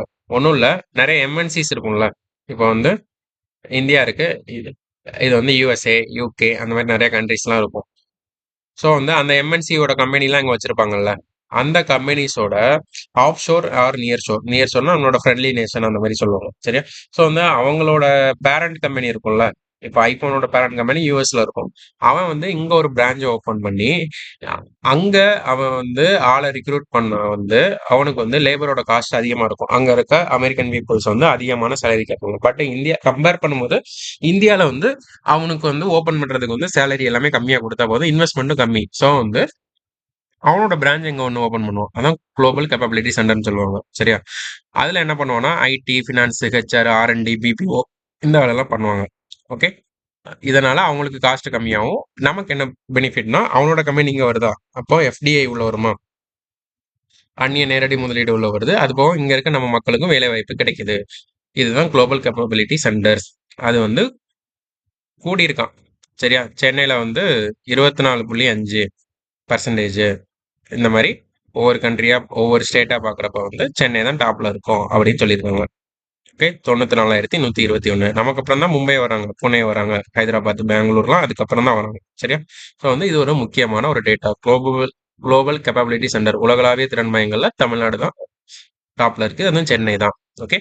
அடுத்து தோல் அல்லாத காலணி உற்பத்தியில் முன்னணி மாநிலம். அதாவது நான் லெதர் ஃபுட்வேர்ஸ் இருக்குல்ல, லெதர் யூஸ் பண்ணாத ஃபுட்வேர்ஸ்ல நம்ம தான் டாப்ல இருக்கோம். சரியா?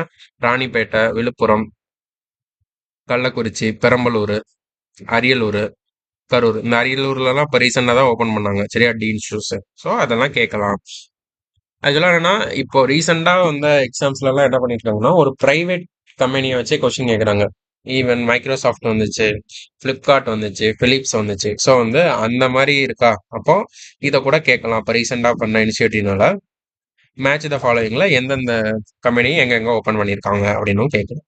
அடுத்து இன்வெஸ்ட்மெண்ட்டை பத்தி சொல்ல வராங்க. முதலீட்டு சிறப்பு அம்சங்கள். நம்ம வந்து குளோபல் இன்வெஸ்டர் மீட்லாம் நம்ம நடத்தணும்ல, அதுல வந்து 797 புரிந்துணர்வு ஒப்பந்தங்கள், இத்தனை லட்சம் கோடி இதெல்லாம் பார்த்துக்கோங்க. 10.28 லட்சம் கோடி வந்து முதலீடு பொறுப்பது பண்ணியிருக்கோம். வேலைகள் வந்து நேரடியாவோ டைரக்டா இன்டெரக்டா 32.23 லட்சம் நபர்களுக்கு வேலை கிடைச்சிருக்கு. 624 திட்டங்கள் ஒப்புதலுக்கு விண்ணப்பிக்கப்பட்டிருக்காங்க. அடுத்து சிப்காட். சிப்காட் தொழிற் பூங்காக்கள் வந்து நமக்கு 30 வந்து இருக்கு. 2021க்கு அப்புறம் வந்து நம்ம 30 இண்டஸ்ட்ரியல் பார்க் வந்து ஓபன் பண்ணியிருக்கோம். சரியா? இவ்வளவு ஏக்கர் அதெல்லாம் தேவையில்ல, 30 பார்க் ஓபன் பண்ணியிருக்காங்க. ஜஸ்ட் இவ்வளவு லேண்ட் எடுத்திருக்காங்க. இதெல்லாம் சும்மா பார்த்துக்கோங்க. இப்போ வந்து நமக்கு என்ன கேட்கலாம், நம்மளோட தொழில் வளர்ச்சி முகமைன்னு சொல்லுவாங்க. சரியா? ஸோ வந்து நமக்கு எதெல்லாம் இருக்கு, டான்சிட்கோ, சிப்காட், டிட்கோ, டிட்கு, டான்சி இருக்கு. இதெல்லாம் வந்து நமக்கு 10th எஸ்சிஆர்டில லெசன் 5 எக்கனாமிக்ஸ்ல இருக்கு. நமக்கு இதுக்கு முன்னாடி என்ன கேட்டிருக்காங்க, இவங்களோட ஃபுல் ஃபார்ம் என்னன்னு கேட்பாங்க. டான்சிட்கோனா Tamil Nadu small industries development corporation, SIPCOT state industries promotion corporation of Tamil Nadu. இந்த மாதிரி இருக்கா, அப்படி கேட்கலாம். இல்லைன்னா குரோனாலஜிக்கல் ஆர்டர்ல கேட்கலாம், காலவரிசைப்படுத்துக அப்படின்னு கேட்கலாம். இல்லையா எந்த இயர்னு அப்படின்னு சொல்லி மேட்ச் த ஃபாலோயிங்ல கேட்கலாம். ஸோ வந்து டான்சிட்கோனா 70, சிப்காட்னா 71, டிட்கோனா 65, டிக்னா 49, டான்சினா 65. எல்லாரோட ரோலுமே இண்டஸ்ட்ரியை டெவலப்மெண்ட் பண்றது தான். சரியா? அவங்க ஒருத்தவங்க ஸ்மாலா இருப்பாங்க, ஒருத்தவங்க வந்து அதை ப்ரொமோட் பண்ற மாதிரி சிப்காட் ரோல் இதெல்லாம். ஸோ வந்து ஒவ்வொருத்தரோட ரோலும் ஒவ்வொரு மாதிரி இருக்கும். அடுத்து டைடல் பார்க். டைடல் பார்க் எதுக்குன்னா நமக்கு வந்து சென்னையில இருக்க தெரியும் ஒரு ஐடி இதுதான். டைடல்னா என்னன்னா டிட்கோ. இங்க டிட்கோ இருக்குன்னா தமிழ்நாடு இண்டஸ்ட்ரியல் டெவலப்மெண்ட் கார்பரேஷன் 65ல பக்தவச்சலம் சிஎம்ஆர் இருக்கும்போது ஓப்பன் பண்ணாரு. ஓகே. ஸோ இந்த டிட்கோவும் எல்காட், சரியா, இந்த ரெண்டு ELCOT electronics corporation of Tamil Nadu, டிட்கோனா தமிழ்நாடு இண்டஸ்ட்ரியல் டெவலப்மெண்ட். ஸோ எலக்ட்ரானிக்ஸும் வருது, இண்டஸ்ட்ரியலும் சேருது. இந்த ரெண்டும் சேர்ந்தது தான் ஐடி கம்பெனி. அந்த ரெண்டையும் சேர்த்து தான் டைடல்னு பேர் வச்சிருக்காங்க. புரியுதா? TIDEL, டைடல். அடுத்து எப்போ ஆரம்பிச்சாங்கன்னா 2000ல ஆரம்பிச்சிருக்காங்க. கலைஞர் அவர்களோட பீரியட்ல தான் ஆரம்பிச்சாங்க. இப்போ வந்து நமக்கு டைசல்னு ஒன்று இருக்கா. இது வந்து போன வருஷம் குரூப் ஒன்ல கேட்டானா இந்த கொஸ்டின். இது வந்து ஆக்சுவலா என்னன்னா எக்கனாமிக்ஸ்ல புக் பேக்கா இருக்கும். தமிழ்நாடு எக்கனாமிக்ஸ் 11th ஸ்டாண்டர்ட் நினைக்கிறேன். ஸோ டைசல்னா என்னன்னா ஒரு பயோ பார்க். அந்த புக் பேக்கை அப்படியே கொஸ்டினா கேட்டிருந்தாங்க. ஓகே. ஸோ இந்த டைடல்னா ஐடி பார்க், டைசல்னா பயோ பார்க், உயிரி பூங்கா, அதுதான் சொல்லியிருப்பாங்க.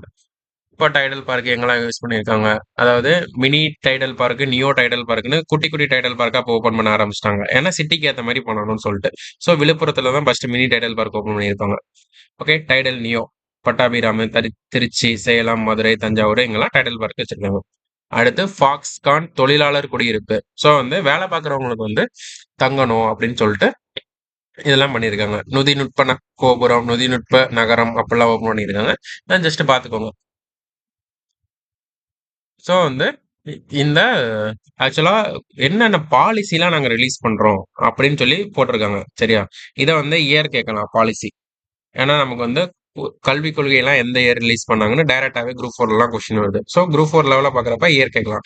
ஈவன் குரூப் 2 குரூப் 1 கூட அந்த இயர்லாம் பார்க்கலாம். Fintech policy 21, life sciences promotion policy 22, export promotion strategy 21, Tamil Nadu city gas distribution policy 23.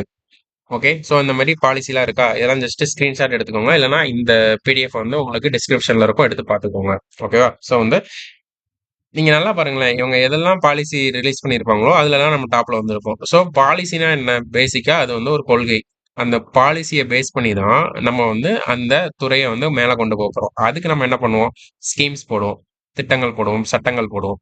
So ஒரு பாலிசின்றது எப்படி போகணும்னு வழிகாட்டும். அதை நிறைவேற்றுறது தான் ஸ்கீம்ஸ், சட்டங்கள் இதெல்லாம். சரியா? ஸோ இதெல்லாம் ஃபாலோ பண்ணி நம்ம இதெல்லாம் அச்சீவ் பண்ணியிருக்கோம். இது மட்டும்தான் போட்டிருக்காங்களான்னா இன்னும் நிறைய இருக்கு. டிசாஸ்டருக்கு ஒரு பாலிசி போட்டிருப்பாங்க, அதெல்லாம் மென்ஷன் பண்ணல. ஜஸ்ட் இந்த மெட்டீரியல் என்ன இருக்கோ அதையாச்சும் பார்த்துட்டு போயிடலாம். சரியா? டிசாஸ்டருக்கு 2023ல போட்டிருப்பாங்க, பேரிடருக்கு. அதுக்கப்புறம் முத்திரை திட்டங்கள். இதெல்லாம் நமக்கு எப்படி கேட்பானா, ஜஸ்ட் வந்து எந்த ஊர்ல இருக்கு, மேட்ச் த ஃபாலோயிங்லாம் அந்த மாதிரி கேட்கலாம். கலைஞரோட நூற்றாண்டு நூலகம், அண்ணா நூற்றாண்டு நூலகம் சென்னையில இருக்கா, கோட்டூர்புரத்துல. அதே மாதிரி கலைஞர் நூற்றாண்டு நூலகம் வந்து மதுரையில இருக்கு. கலைஞர் நூற்றாண்டு ஜல்லிக்கட்டு அரங்கமும் ஓபன் பண்ணியிருக்காங்க. ஐயன் திருவள்ளுவர் சிலை, விவேகானந்தர் பாறை இணைப்பு, கண்ணாடி இலைப்பாலம். அதாவது முதல் கண்ணாடி இலைப்பாலம் இங்கதான் போட்டிருக்காங்க. இத வந்து ஸ்டாச்சு ஆஃப் விஸ்டம்னு சொல்லுவாங்க. சரியா? அது பின்னாடி இதையே கான்செப்ட் கொடுத்துருப்பாங்க, அதான் பார்க்கலாம். அடுத்து எம்சி ராஜா கல்லூரி மாணவர் விடுதி. ஸோ வந்து எம்சி ராஜா அவர்களோட பெயர்ல ஒரு கல்லூரி மாணவர் விடுதி வந்து ஓபன் பண்ணியிருக்காங்க. ஸோ வந்து இப்போ நமக்கு எம்சி ராஜானா யாருன்னு தெரியணும். இது நம்ம ஸ்கூல் புக்ல இருக்க டேட்டா மட்டும் பார்த்துட்டா போதுமானதுதான். சரியா? மயிலை சின்னத்தம்பி ராஜா 1883ல இருந்து 1943 வரை இருந்திருக்காரு. இவர் வந்து ஆக்சுவலா ஒரு ஸ்கூல் டீச்சர் தான். சரியா? அதுக்கப்புறம் நிறைய ஸ்கூலு காலேஜஸ்க்குலாம் புக்ஸ்லாம் எழுதியிருப்பாரு. தென்னிந்திய லிபரல் கூட்டமைப்பு, அதாவது சவுத் இந்தியன் லிபரல் ஃபெடரேஷன் இருக்கா, தென்னிந்திய நல உரிமைகள் சங்கம், அதோட ஃபவுண்டர் இவரும் ஒருத்தர். சரியா? அதாவது நீதி கட்சியா மாறுச்சுல அது. அதுக்கடுத்து இவர் தான் எலக்டட் லெஜிஸ்லேட்டிவ் கவுன்சில் மெம்பர், எம்எல்சியா 1920ல இருந்து 26 வரை இருந்திருக்காரு. சரியா? தாழ்த்தப்பட்ட வகுப்பினர் இருந்து தேர்ந்தெடுக்கப்பட்ட முதல் சட்டமன்ற உறுப்பினரே இவர் தான். கொஸ்டின் இது ப்ரீவியஸ்ல கேட்டிருக்காங்க. சரியா? நீதி கட்சியோட துணைத் தலைவர் எங்கன்னா லெஜிஸ்லேட்டிவ் கவுன்சில், சட்ட மேலவையில துணைத் தலைவராகவும் இவர் பணியாற்றியிருக்கிறாரு. ஓகே. 1928ல அகில இந்திய தாழ்த்தப்பட்ட வகுப்புகள் சங்கம்னு சொல்லிட்டு ஒரு சங்கத்தை ஆரம்பிச்சிருக்காரு. ஓகே. ஒப்ரஸ்டு ஹிந்துஸ், தாழ்த்தப்பட்ட இந்துக்கள்னு சொல்லினா ஒரு புக் எழுதுனது இவர் தான். ஸோ அவர் பேர்ல ஒரு ஹாஸ்டல். கலைஞர் நூற்றாண்டு உயிர் சிறப்பு மருத்துவமனை சென்னையில ஓபன் பண்ணியிருப்பாங்க. அப்புறம் முட்டுக்காடுல வந்து கலைஞர் இன்டர்நேஷனல் கன்வென்ஷன் சென்டர் அப்படின்னு சொல்லி ஒன்று ஓபன் பண்ணியிருப்பாங்க. சரியா? இது எதுக்குன்னா நிறைய எக்ஸிபிஷன், நிறைய கான்ஃபரன்ஸ்லாம் நடக்கும், ட்ரேடு சம்மந்தப்பட்டது. அதுக்காக ஒரு பெரிய கான்ஃபரன்ஸ், ஆக்சுவலா பெரிய இடம். சரியா? முட்டுக்காடு பீச் பக்கத்துல இருக்கும், ஓபன் பண்ணியிருப்பாங்க. Thanthai Periyar library and science centre, Coimbatore. Okay. Thanthai Periyar library and science centre, நூலகம் மற்றும் அறிவியல் மையம் வந்து கோயம்புத்தூர்ல ஓப்பன் பண்ணிருக்காங்க. இந்த பிளேஸ்லாம் முக்கியம். எங்க இருக்குன்னு மட்டும் பார்த்துக்கோங்க. பெருந்தலைவர் Kamarajar library and intellectual centre. அதாவது பெருந்தலைவர் காமராஜர் நூலகம் மற்றும் அறிவுசார் மையம் வந்து திருச்சியில இருக்கு. ஸோ பெரியார்னா நமக்கு கோயம்புத்தூர், காமராஜர்னா திருச்சி. அப்புறம் கோயில்கள் பராமரிப்பு திருப்பணிகள், மீட்கப்பட்ட நிலங்கள், அதாவது இந்து அறநிலையத்துறை இருக்குல்ல, நம்மளோட அமைச்சர் வந்து மாண்புமிகு சேகர்பாபு தான் இருக்காங்க. அவங்களுக்கு வந்ததுக்கு அப்புறம் நிறைய பண்ணாங்க. ஓகேவா? அதுல வந்து நமக்கு ஆக்கிரமிப்புல இருந்து மீட்கப்பட்ட இதை பார்த்துக்கோங்க. 7,658 கோடி ரூபாய் மதிப்பிலான 7,439 ஏக்கர் நிலங்கள், அவ்வளவு கிரவுண்டு, இவ்வளவு மனைகள், இவ்வளவு கட்டடங்கள், அவ்வளவு இது பண்ணியிருக்காங்க. ஸோ ப்ரிலிம்ஸ்ல இது வருமானது டவுட். பட் வந்து லாஸ்ட் இயர் 2022ல நடந்த குரூப் 2 மெயின்ஸ் கொஸ்டின்ல என்ன கேட்டிருந்தோம்னா, ஹிந்து டெம்பிள்ஸை வந்து அரசாங்கம் எடுத்த நேரத்துல வர நன்மைகள் என்ன, தீமைகள் என்னன்னு கேட்டாங்க. அப்ப எல்லாருமே நம்ம காமனா எழுதுறத விட இந்த மாதிரி ஒரு டேட்டா இருக்கா, 7,600 கோடி ரூபாய் சொத்து மதிப்பு நமக்கு இந்து அறநிலையத்துறை இருக்கிறது மூலமா தான் கவர்மெண்ட்டுக்கு கிடைச்சிருக்கு. புரியுதா? ஆக்கிரமிப்புல இருந்திருக்கு. இப்போ அதை வந்து சட்டவிரோதமா பயன்படுத்தினது திரும்ப கவர்மெண்ட் கிட்டே வந்துருச்சா, அந்த மாதிரியான நல்லதுகள்லாம் நடக்கா, இந்த டேட்டா தான் நமக்கு வந்து மார்க் வாங்கி தரும். ஸோ அதை அப்படி யூஸ் பண்ணிக்கணும், இந்த மாதிரி டேட்டாவும். இது நமக்கு எப்படி தெரியும், இது எக்ஸாம்ல கேட்பானா கேட்க மாட்டான்றது பிவைக்கு பார்க்கணும். சரியா? போத் பிலிம்ஸ் அண்ட் மெயின்ஸுக்கு ப்ரீவியஸ் இயர் கொஸ்டின்ஸ் பார்க்குறப்ப நமக்கு ஆட்டோமேட்டிக்கா தெரிஞ்சிடும். திருக்குட நன்னீராட்டல், இதெல்லாம் பண்ணியிருக்காங்க, இதெல்லாம் தேவையில்ல. அப்புறம் திருப்பணிகள், இதெல்லாம் ஜஸ்ட் பார்த்துக்கோங்க. ஓகேவா? ஊரக மற்றும் நகர்ப்புற கட்டமைப்பு. ஸோ வந்து ஊரகத்துக்கு எவ்வளோ, நகர்ப்புறத்துக்கு எவ்வளோ கொடுத்துருக்காங்க. பட்ஜெட்ல வந்து நமக்கு ரூரல் டெவலப்மெண்ட் தமிழ்நாட்டில் மட்டும் ஒரு ட்ரெண்ட் இருக்கும். என்னன்னா, தமிழ்நாட்டில் 2011 சென்சஸ் படி நமக்கு 48.45% ஆஃப் லேண்ட் வந்து அப்பவே நகரமயம் ஆயிடுச்சு. கிட்டத்தட்ட ஒரு 14 வருஷத்துக்கு முன்னாடியே பாதி தான் பாதி 50-50 ரேஞ்சுக்கு வந்துருச்சுன்னு வச்சுக்கோங்களேன். 48%னா அப்ராக்ஸா 15 வச்சுக்கிட்டா 50% கிராமம், 50% நகரம். அப்பவே நம்ம வந்துட்டோம். ஸோ நமக்கு இந்த வருஷம் பட்ஜெட் அலாகேட் பண்ணதை பாருங்க. ரூரல் டெவலப்மெண்ட்டுக்கு வெறும் 29,000 கோடி தான். ஆனா அர்பனுக்கு 34,000 கோடி ரூபாய் பண்ணியிருக்கோம். இதுல இருந்து நமக்கு என்ன புரியுது, நமக்கு வந்து தமிழ்நாடு பயங்கரமா ஒரு நகரமயமாக்கல்ல இருக்கு. அதனாலதான் 16வது நிதி ஆணையத்துக்கிட்ட நம்ம என்ன சொல்லியிருக்கோம்னா, தமிழ்நாடு மோஸ்ட் அர்பனைஸ்டு சிட்டியா மாறுது. அப்போ நம்ம அர்பனை நல்லா பிளான் பண்ணி கட்டணும். சும்மா ஏனாதானோன்னு கட்டிட்டோம், இல்ல நமக்கு அறியாமலே கட்டிட்டோம்னா வெள்ளம் வரப்பவும் இல்ல மத்த ஒரு பிரச்சனைக்காகவும் அர்பன்ல ரொம்ப பிரச்சனைகள் ஏற்படும். மக்கள் வந்து ரொம்ப கூட்டம் கூட்டமா வாழ்வாங்க. ஏதோ ஒரு பேரிடரோ ஏதோ ஒண்ணு வரப்ப மக்களை காப்பாத்துறது ரொம்ப கஷ்டமா இருக்கும். மக்களுக்கு போதுமான சர்வீஸா கொடுக்க முடியாது. அந்த லேண்ட் ரொம்ப பாதிக்கப்படும். இவ்வளவு இருக்கிறதுனாலதான் அர்பன் டெவலப்மெண்ட்டுக்கு காசு அதிகமா செலவு பண்றோம். புரியுதா? சோ அந்த மேட்டர் தான். இப்ப கூட கொல்கத்தால நடந்த ஃபயர் ஆக்சிடென்ட்ல அவங்க சொன்னது என்னன்னா, அந்த ஸ்ட்ரீட்லயே நம்ம உள்ள போக முடியாது, அந்த அளவு நேரமான ஸ்ட்ரீட்டா இருக்கு, அதனாலதான் நிறைய டெத் ஏற்பட்டுச்சுன்னு சொல்றாங்க. ஓகே. சோ கொல்கத்தா ராஜஸ்தான்ல இப்ப ரீசெண்டா ஃபயர் ஆக்சிடென்ட் நடந்துச்சு. அதனால ஊரக மற்றும் நகர்ப்புற கட்டமைப்பு வந்து நல்லா பண்ணணும் அப்படின்றதுக்காக சொல்லியிருக்காங்க. ஸோ வந்து ரோடு, பிரதான் மந்திரி கிராம் சதக் யோஜனான்னு சொல்லிட்டு சென்ட்ரல் கவர்மெண்ட்ல ஒரு ஸ்கீம் இருக்கும் ரோடு போடுறதுக்கு. அதே மாதிரி தமிழ்நாட்டில் ஒரு ஸ்கீம் இருக்கு. என்னன்னு தெரிஞ்சா கமெண்ட்ல பண்ணுங்க. ரோடு போடுறதுக்கு ஒவ்வொரு மொத்த சாலைகள் வந்து தமிழ்நாட்டில் 44,219 கிலோமீட்டர் புதிய சாலைகள் இருக்கு அப்படின்றத மென்ஷன் பண்ணியிருக்காங்க. ஓகே. ஊரக வளர்ச்சி துறையில 25,000 கிலோமீட்டர், நகராட்சி துறையில 6,000 கிலோமீட்டர், நெடுஞ்சாலை துறையில 12,000 கிலோமீட்டர். ஸோ இதை எப்படி கேட்கலாம், வரிசைப்படுத்துகன்னு கேட்கலாம். அதிகமா இருக்கிறது கிராமம், அடுத்து நெடுஞ்சாலைத்துறை, அதுக்கப்புறம் தான் நகராட்சி. அப்புறம் சாலைகள் புனரமைப்பு, இதெல்லாம் வந்து ரெடி பண்ணியிருக்காங்க. இவ்வளவு சாலைகளை வந்து நாங்க புதுசா போட்டிருக்கோம், இவ்வளவு சாலைகளை வந்து நாங்க ரிப்பேர் பண்ணியிருக்கோம், பேட்ச் ஒர்க் பண்ணியிருக்கோம் அப்படின்றத சொல்லியிருக்காங்க. ஸோ பாலங்கள் இவ்வளவு கட்டியிருக்காங்க. இதெல்லாம் தேவையில்ல, ஜஸ்ட் பார்த்து வச்சுக்கோங்க இந்த டேட்டால. பெரிய குடிநீர் திட்டங்கள், நமக்கு வந்து குடிநீர் திட்டங்கள்ன்றப்ப வந்து நமக்கு அவினாசி அந்த கூட்டு குடிநீர் திட்டம் கேட்டிருந்தாங்கல்ல, ஸோ வந்து அந்த மாதிரி பார்த்துக்கோங்க. இதுல மோஸ்ட்லி கொஸ்டின் ஏரியாலாம் இல்லை, ஜஸ்ட் அச்சீவ்மெண்ட்டை தான் போட்டிருக்காங்க. எக்ஸாம் அண்ட் ஃப்ளோ இல்லை. அப்புறம் நாலேஜ் சென்டர்ஸ். நாலேஜ் சென்டர்னா ஒன்றும் இல்லை, அறிவுசார் மையம்னு சொல்லுவாங்க. இப்போ வந்து ஸ்கூலு காலேஜ் ஸ்டூடெண்டா இருக்கட்டும், காம்படிட்டிவ் எக்ஸாம் இப்போ நம்ம படிக்கிறோம்ல அதெல்லாம் இருக்கட்டும், அதுக்கு வந்து நம்ம உட்காந்து படிக்கிறதுக்கு வந்து ஒரு அறிவுசார் மையங்கள்னு சொல்லிட்டு 100 அறிவுசார் மையங்களை ஏற்படுத்துறாங்க. ஓகே. பொதுமக்களும் நம்ம போய் பயன்படுத்திக்கலாம். எங்க நியூஸ் பாத்தீங்களா, 4 aspirants clear TNPSC through Trichy knowledge centre. So திருச்சியில இருக்க ஒரு அறிவுசார் மையத்துல போய் படிச்சு 4 ஆஸ்பிரன்ஸ் வந்து டிஎன்பிஎஸ்சி கிளியர் பண்ணிருக்காங்க. அவங்களுக்கு வந்து ஒரு ஸ்டடி ஹால் மாதிரி படிக்கிறதுக்கு ஒரு என்வரன்மெண்ட் இருக்கு. அடுத்து முதல்வர் படைப்பகம், பகிர்ந்த பணியிடை சேவை அப்படின்னா ஒன்றும் இல்லை. இப்போ வந்து கோ ஒர்க்கிங் ஸ்பேஸ்னு ஒன்று சொல்லுவாங்க. இப்போ வந்து இந்த மாதிரி ஒரு செட்டப் பண்ணி கொடுத்துருவாங்க கவர்மெண்ட். இப்போ வந்து நம்ம சின்ன ஒரு ரொம்ப ஒரு சின்ன புத்தொழில் முனைவு பண்றோம், ஒரு சின்ன ஒரு செட்டப் தான் நம்ம இருக்கும். நம்ம கிட்டே ஒரு 2 3 பேர் தான் சேர்ந்து ஒரு ஆஃபீஸ் மாதிரி ரன் பண்றோம்னா நமக்கு தனியா ஆஃபீஸ் பண்ண முடியாதுல்ல. ஸோ வந்து இந்த மாதிரி கோவொர்க்கிங் ஸ்பேஸ் வச்சிருவாங்க. அங்க இன்டர்நெட் இருக்கும், லைப்ரரி இருக்கும், அப்புறம் கான்ஃபரன்ஸ் நடத்துற ஒரு ஆடிட்டோரியம் இருக்கும். இந்த மாதிரி குட்டி குட்டியா இருக்கா, அங்க போயிட்டு நம்ம உட்காந்து எல்லாம் ஒர்க் பண்ணிக்கலாம். நம்மளோட இதெல்லாம் இருக்கா, இப்போ தொழில் முனைவர், தகவல் தொழில்நுட்ப பணியாளர்கள், மாணவர்கள், இவங்க எல்லாத்துக்குமே இது யூஸ் ஆகும். முதல்வர் படைப்பகம். இப்போ என்ன பிளான் பண்ணியிருக்காங்க, அனைத்து மாநகராட்சியிலும் ஒரு மையத்துக்கு 5 கோடி ரூபாய் செலவு பண்றாங்க. அப்போ வந்து இன்ஃப்ராஸ்ட்ரக்சர் எப்படி இருக்குன்னு பாத்துக்கோங்க. ஸோ தொழில் முனைவர்களுக்கு இது பண்றாங்க. புரியுதா? இங்க படிக்கிறவங்களுக்கு, இங்க வேலை பார்க்குறவங்களுக்கு. ஸோ வந்து 5 கோடி ரூபா இதுல ஒவ்வொரு கார்பரேஷன்லயும் மாநகராட்சியிலையும் பண்றாங்க. அதுக்கப்புறம் கலைஞரின் கனவு இல்லம். இப்ப வந்து 2024ல இருந்து 2030க்குள்ள அடுத்த 6 வருஷத்துக்குள்ள 8 லட்சம் காங்கிரீட் வீடை கட்டி கொடுக்கணும். ஏன்னா இப்ப வந்து நம்ம என்ன பண்ணிருக்கோம்னா, இந்த எம்டிபி இண்டெக்ஸ் ஓவர் இண்டெக்ஸா ரிலீஸ் பண்ணிருக்காங்களா, அந்த இண்டெக்ஸ் எல்லாம் பார்த்ததுக்கு அப்புறம் இவ்வளவு வந்து மக்களுக்கு வந்து வீடு சரியா இல்ல போல அப்படின்னு நம்ம தெரிஞ்சு அவங்களுக்காக நம்ம இவ்வளவு ரெடி பண்ணியிருக்கோம். ஓகே, ஸோ 8 லட்சம் பெனிஃபிஷியரியை கண்டுபிடிச்சு நம்ம வந்து கட்டுறோம். 3,50,000 ரூபாய் செலவுல வந்து 2,50,000 வீடுகள் ஃபர்ஸ்ட் கட்டியிருக்காங்க. சரியா? இது வந்து பிரதான் மந்திரி ஆவாஸ் யோஜனான்னு ஒண்ணு இருக்கா, அந்த திட்டத்துக்கும் இதுக்கும் சம்மந்தம் கிடையாது. நம்ம தனியா ஸ்டேட் கவர்மெண்ட் ஃபண்ட்ல இருந்து கொடுக்குறோம். கலைஞரின் கனவு இல்லம். ஓகே, 3,50,000 வரை ஒரு வீட்டுக்கு கொடுக்குறாங்க. வட சென்னை வளர்ச்சி திட்டம். ஸோ வட சென்னை நம்ம வளர்ச்சி பண்ணணும் அப்படின்னு சொல்லிட்டு கொடுத்துருப்பாங்க. Okay, sponge park. ஸ்பாஞ்ச் பார்க்னா மழை பெய்யறப்ப மழை நீரை சேகரிக்கிற ஒரு பூங்கா மாதிரி இருக்கும். ஃபிஷ் மார்க்கெட்டு, பிளே கிரவுண்டு இதெல்லாம் பண்ணியிருக்காங்க. எல்லாம் தேவையில்ல. ஸ்பாஞ்ச் பார்க்னா இதுதான். சரியா? அடுத்து எம்.எஸ். சுவாமிநாதன் ஈரநிலம் சுற்றுச்சூழல் பூங்கா எங்க இருக்கு? போரூர்ல இருக்கு. கிளாம்பாக்கத்துல ஒரு கிளைமேட் பார்க் இருக்கும். தொல்காப்பிய பூங்காவும் சென்னையில இருக்கு. செம்மொழி பூங்கா கோயம்புத்தூர்ல இருக்கு. சென்னையில இருக்கு ஆக்சுவலா. ஓகே. அடுத்து கலைஞர் நூற்றாண்டு பூங்கா வந்து சென்னையில இருக்கு. அப்புறம் இவ்வளவு பஸ்ஸஸ் வாங்கியிருக்காங்க. பழைய பேருந்துகளை இவ்வளவு புதுப்பிச்சிருக்காங்க. எல்லாம் எக்ஸாம் வாங்கிட்டு தேவையில்ல. விளையாட்டு மேம்பாடு. ஓகே. 44, அதாவது செஸ் ஒலிம்பியாட் வந்து நம்ம தமிழ்நாட்டுல தான் நடந்துச்சு. இதுதான் அதோட லட்சினை. எம்பளம் சொல்லுவாங்க, தம்பின்னு சொல்லுவாங்க. ஸோ 1654 பிளேயர் 186 கண்ட்ரில இருந்து வந்திருப்பாங்க. இது வந்து அப்பவே நம்ம கரண்ட் அஃபேர்ஸா இருந்துச்சு. ஸோ தமிழ்நாடு தான் இது ஃபர்ஸ்ட் டைம் நடத்துறாங்க. ஓகேவா, இந்தியால. அப்படின்றப்ப வந்து அப்பவே நிறைய கொஸ்டின்ஸ் வந்துருச்சு. அடுத்து F1 ரேசிங் நடந்துச்சுல, அதை பத்தி சொல்லியிருக்காங்க. அடுத்து விளையாட்டு மேம்பாடு.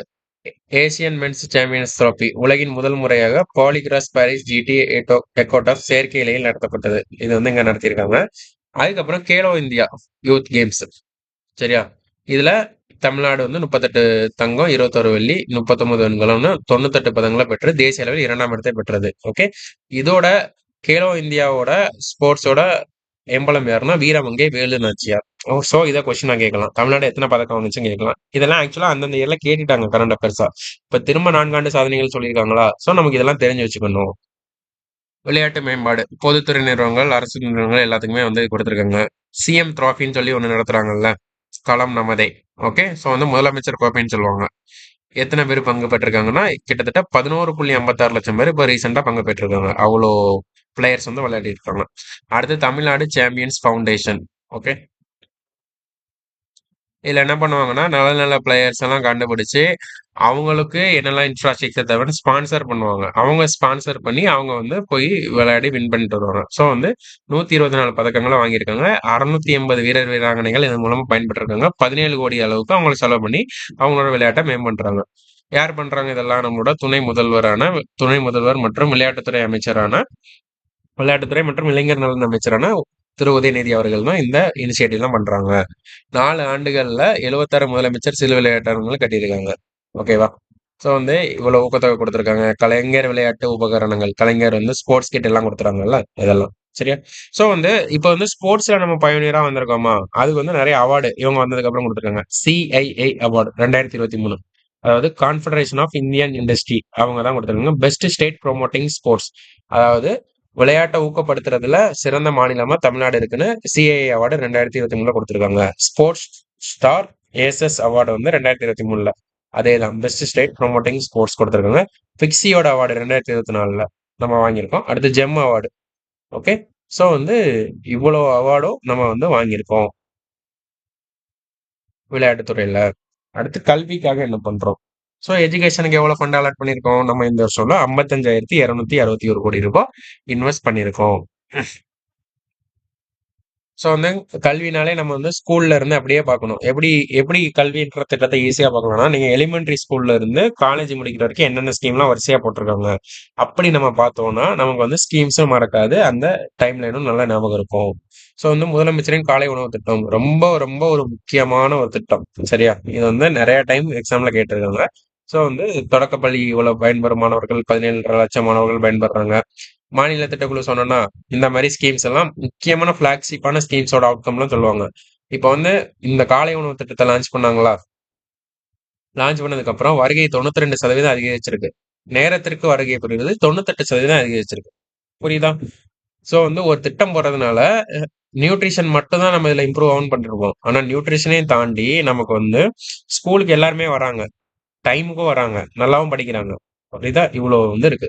அப்புறம் மாடல் ஸ்கூல்ஸ் 38 ஸ்கூல அலோவ் பண்ணி அவங்களுக்கு வந்து இந்த மாரி டெக்னாலஜிக்கலா என்னலாம் இருக்குன்னு சொல்லி இம்ப்ளிமெண்ட் பண்ணி, அந்த ஸ்கூல்ல சக்சஸ் ஆனதுக்கு அப்புறம் எல்லா ஸ்கூலுக்கும் விரிவுபடுத்துவாங்க. எல்லா உட்கட்டமைப்பும் அவங்களுக்கு பண்ணி குடு அடுத்து hi-tech labs, smart classes Perarivalan அவர்கள் பெயர்ல வந்து பேரறிவாளன் இல்ல, பேராசிரியர் அன்பழகன். ஓகேவா?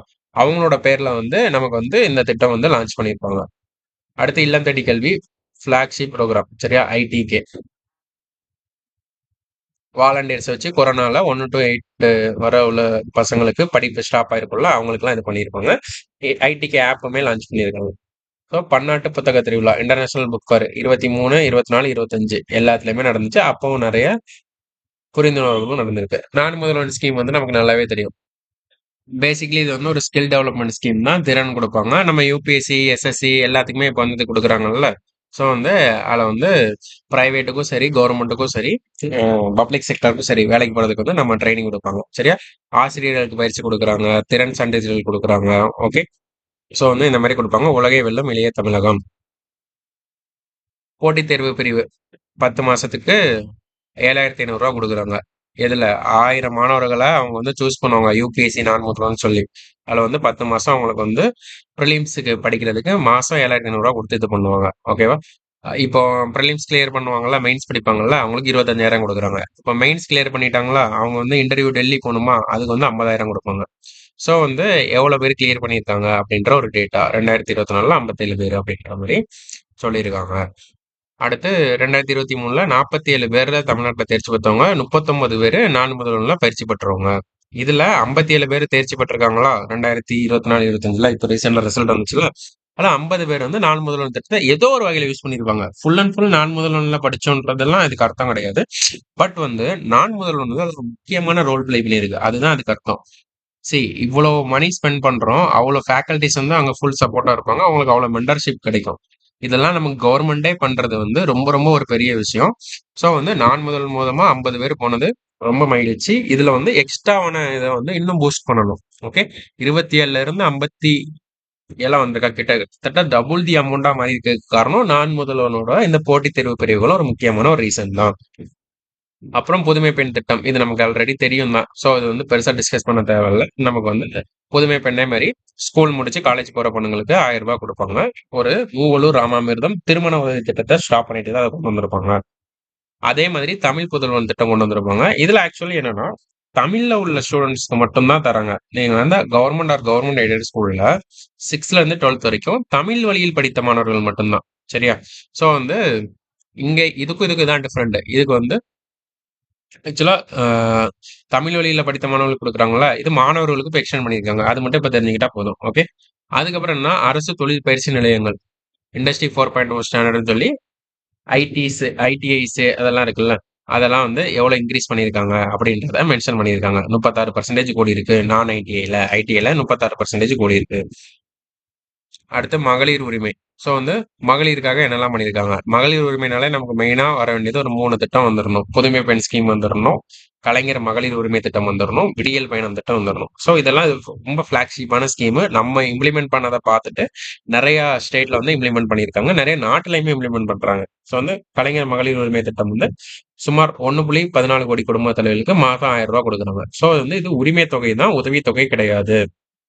விடியல் பயண திட்டம் மாநில திட்டக்குழு ஆய்வறிக்கை. ஸோ வந்து இதுக்குமே எல்லாருக்குமே வந்து திட்டக்குழு வந்து ஒரு இது பண்ணிடுவாங்க. சரியா? இப்போ வந்து மாநில திட்டக்குழு ஆய்வறிக்கை என்னன்னா, சராசரியா ஒரு பெண் வந்து 888 ரூபா. நம்பர் ஈஸியா இருக்கா? 888. இப்போ விடியல் பயண திட்டத்தின் மூலமா தான் ஒரு பெண் வந்து மாசம் ரூ. 888 சேமிக்க முடியுது. ஓகே. அதுல இருந்து நம்ம என்ன வாங்கிக்கலாம்? ஒரு சிலிண்டர் வாங்கிக்கலாம், கல்விக்கு யூஸ் பண்ணிக்கலாம், மளிகை சாமான் வாங்கிக்கலாம், காய்கறி வாங்கிக்கலாம். இதெல்லாம் பண்றாங்க. ஓகே. ஸோ வந்து 64.47 லட்சம் பேசஞ்சர் ஒரு நாள் டிராவல் பண்றாங்க. 688 682.02 crore உமன் வந்து இது வரைக்கும் டிராவல் பண்ணியிருக்காங்க. ஸோ இதான் டிரான்ஸ்ஜெண்டருக்கும் இதுக்கு அலோவ் பண்ணியிருக்காங்க. மாற்றுத்திறனாளிகளுக்கும் ஃப்ரீ தான் இந்த பிங்க் பஸ்ல. சரியா? மகளிர் விடியல் பயண திட்டத்துக்கு கீழ இவ்வளவும் காம்பனண்டும் உள்ள வருது. தோழி விடுதிகள் வந்து ஆக்சுவலா ஒர்க்கிங் உமன் படிக்கிற உமனுக்குலாம் வந்து கவர்மெண்டே வந்து ஹாஸ்டல்ஸ் வந்து ப்ரொவைட் பண்ணுவாங்க. ஓகேவா? அதை தான் சொல்லியிருப்பாங்க. ஒய்ஃபை, சிசிடிவி, 24/7 தண்ணீர் வசதி எல்லாமே இருக்குன்னு சொல்லிட்டு சொல்லியிருப்பாங்க. ஓகே. ஸோ வந்து 13 தோழி விடுதிகள் இருக்கா. அது போக அடிஷனலா 14. ஸோ டோட்டலா 27 தோழி விடுதிகள் நாங்க வந்து கட்டி கொடுத்துருவோம் அப்படின்னு வந்து சொல்லியிருக்காங்க. சுய உதவிக்குழு வங்கி கடன் இணைப்பு. ஸோ வந்து செல்ஃப் ஹெல்ப் குரூப் வந்து ரொம்ப ரொம்ப முக்கியமானது. 1989 தருமபுரியில வந்து கலைஞர் அவர்கள் அப்ப ஸ்டார்ட் பண்ணியிருப்பாங்க.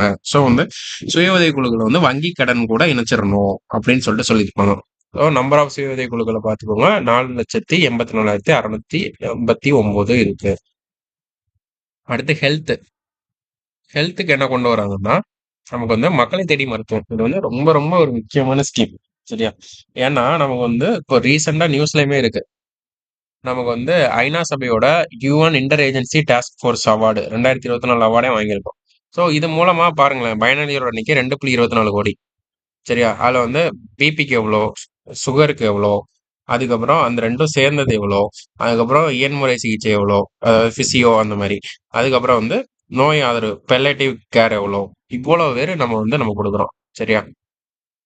ஸோ சீனியர் சிட்டிசன்ஸ் ஃபுல்லாக கவர் பண்ணுறது இதுதான். வீட்டுக்கே சேர்ந்து மருந்து கொடுக்குறது, வீட்டுக்கே போயிட்டு சர்ச் பண்ணுறது, பிரஸ்ட் கேன்சர் எல்லா கேன்சருமே இது பண்ணுறது, ஸ்க்ரீனிங் பண்ணுறது, அந்த மாதிரி ரொம்ப ஒரு முக்கியமான ஒரு ஃபிளாக்ஸ் ஃபிளாக்ஷிப் ஸ்கீம் தான் மக்களை தேடி மருத்துவம். அடுத்து இன்னுயிர் காப்போம் நம்மை காக்கும் 48. ஆக்சுவலாக என்னன்னா தமிழ்நாட்டு எல்லைக்குள்ள, சரியா, எங்கேயாச்சும் யாருக்காச்சும் ஒருத்தருக்கு ஆக்சிடென்ட் நடந்துச்சுன்னா இப்போ வந்து அவர் வந்து பிரைவேட் ஹாஸ்பிட்டல் போறதுக்கு பயப்படுவாரு. ஏன் பயப்படுவாருன்னா அங்க வந்து ஒரு ஏழையா இருக்கிறப்போ இல்லைன்னா பிரைவேட் ஹாஸ்பிட்டல் போக முடியாத சுச்சுவேஷன்ல இருக்கவங்களுக்கு வந்து ஒரு மணி வந்து ஒரு பேரியரா இருக்கும். அப்போ வந்து இன்னுயிர் காப்போம் நம்மை காக்கும் 48னா முதல் 48 மணி நேரத்துக்குள்ள நம்ம இப்ப நம்மளுமே யாருக்காச்சும் எங்கேயாச்சும் நம்ம போற வழியில எங்கேயோ ஒரு ஆக்சிடென்ட் யாருக்கும் நடந்துச்சுன்னா உடனே காப்பாத்தி நியர்பைல எந்த ஹாஸ்பிட்டல் இருக்கோ அங்க சேர்த்துடணும். சரியா? நியர்பைல இருக்க ஒரு நல்ல ஹாஸ்பிட்டல்ல சேர்த்துட்டோம்னா முதல் 48 மணி நேரம் ஆகுற செலவு இருக்குல்ல, அதுல வந்து 1,00,000 ரூபாய் வந்து கவர்மெண்ட் கொடுத்துட்டு இருந்தாங்க. சரியா? இப்ப வந்து லாஸ்ட் பட்ஜெட் என்ன சொல்லிட்டாங்கன்னா இப்ப 2,00,000 மாத்திட்டாங்க. அதோட ஸ்லாப த்ரெஷ்ஹோல்ட 2,00,000 மாத்தினதுனால இப்போ முதல் 2 நாளுக்கு நம்ம அந்த ஹாஸ்பிட்டல்ல போயிட்டு ஃபர்ஸ்ட் அட்மிட் ஆகும்ல, அந்த 2 நாள்ல ஆகுற 2,00,000 வர செலவை நம்ம கவர்மெண்டே கொடுத்துரும். தமிழ்நாட்டு எல்லைக்குள்ள யாரா இருந்தாலும் சரி, அது தமிழ்நாட்டு குடிமகனா தான் இருக்கணும்னு அவசியம் இல்லை. வேற ஸ்டேட்டா இருக்கலாம், வேற நாட்டுல இருந்து வந்தவங்களா இருக்கலாம். அவங்களுக்கு வந்து இப்படி வந்து ஹெல்ப் பண்ணுவாங்க. சரியா? சோ வந்து இது வந்து அந்த Ayushman Bharat health card scheme இருக்குல்ல, முதல் விரிவான மருத்துவ காப்பீட்டு திட்டம் 5,00,000 ரூபா கொடுக்குறாங்கல்ல, அதுல இது கவர் ஆகாது, தனி ஃபண்ட். சோ இது மூலமா வந்து நமக்கு ரொம்ப ஒரு நல்ல விஷயமா நடக்குது. 723 மருத்துவமனைகள், 473 அரசு மற்றும் 250 தனியார் மருத்துவமனைகள்ல இதை வந்து செயல்படுத்துறாங்க. சாலை விபத்துல காயமடைந்தவர்களுக்கு சரியா கட்டணமில்லா சிகிச்சை. இதுக்கு வந்து இவ்வளவு கோடி ரூபாய் செலவு இது வரைக்கும் பண்ணிருக்காங்க. ஸோ இப்போ ப்ரெசென்டா இருக்கிறது 2,00,000 வரை நம்ம கிளைம் பண்ணிக்கலாம். அடுத்து சீஃப் மினிஸ்டர் ஃபார்மசி, முதல்வரோட மருந்தகம். இப்போ என்னன்னா நமக்கு வந்து பிஎம்பிஜேபி அப்படின்னு ஒரு ஸ்கீம் இருக்கு. சரியா? மலிவு விலை மருந்தகம்னு சொல்லுவோம்ல, அது வந்து சென்ட்ரல் கவர்மெண்டோடது. ஆக்சுவலா இது யாரோடதுன்னா நம்ம ஸ்டேட் கவர்மெண்ட் அதே மாடல்ல ஒன்னு ரிலீஸ் பண்ணியிருப்பாங்க. சரியா? குறைந்த விலையில ஜெனரிக் மெடிசின்ஸ் பிற மருந்துகள் வந்து நமக்கு கிடைக்கும். ஃபர்ஸ்ட் 1000 மருத்துவங்களை ஓபன் பண்ணியிருக்காங்க. 3,00,000 வரை அரசே மானியம் கொடுக்குது.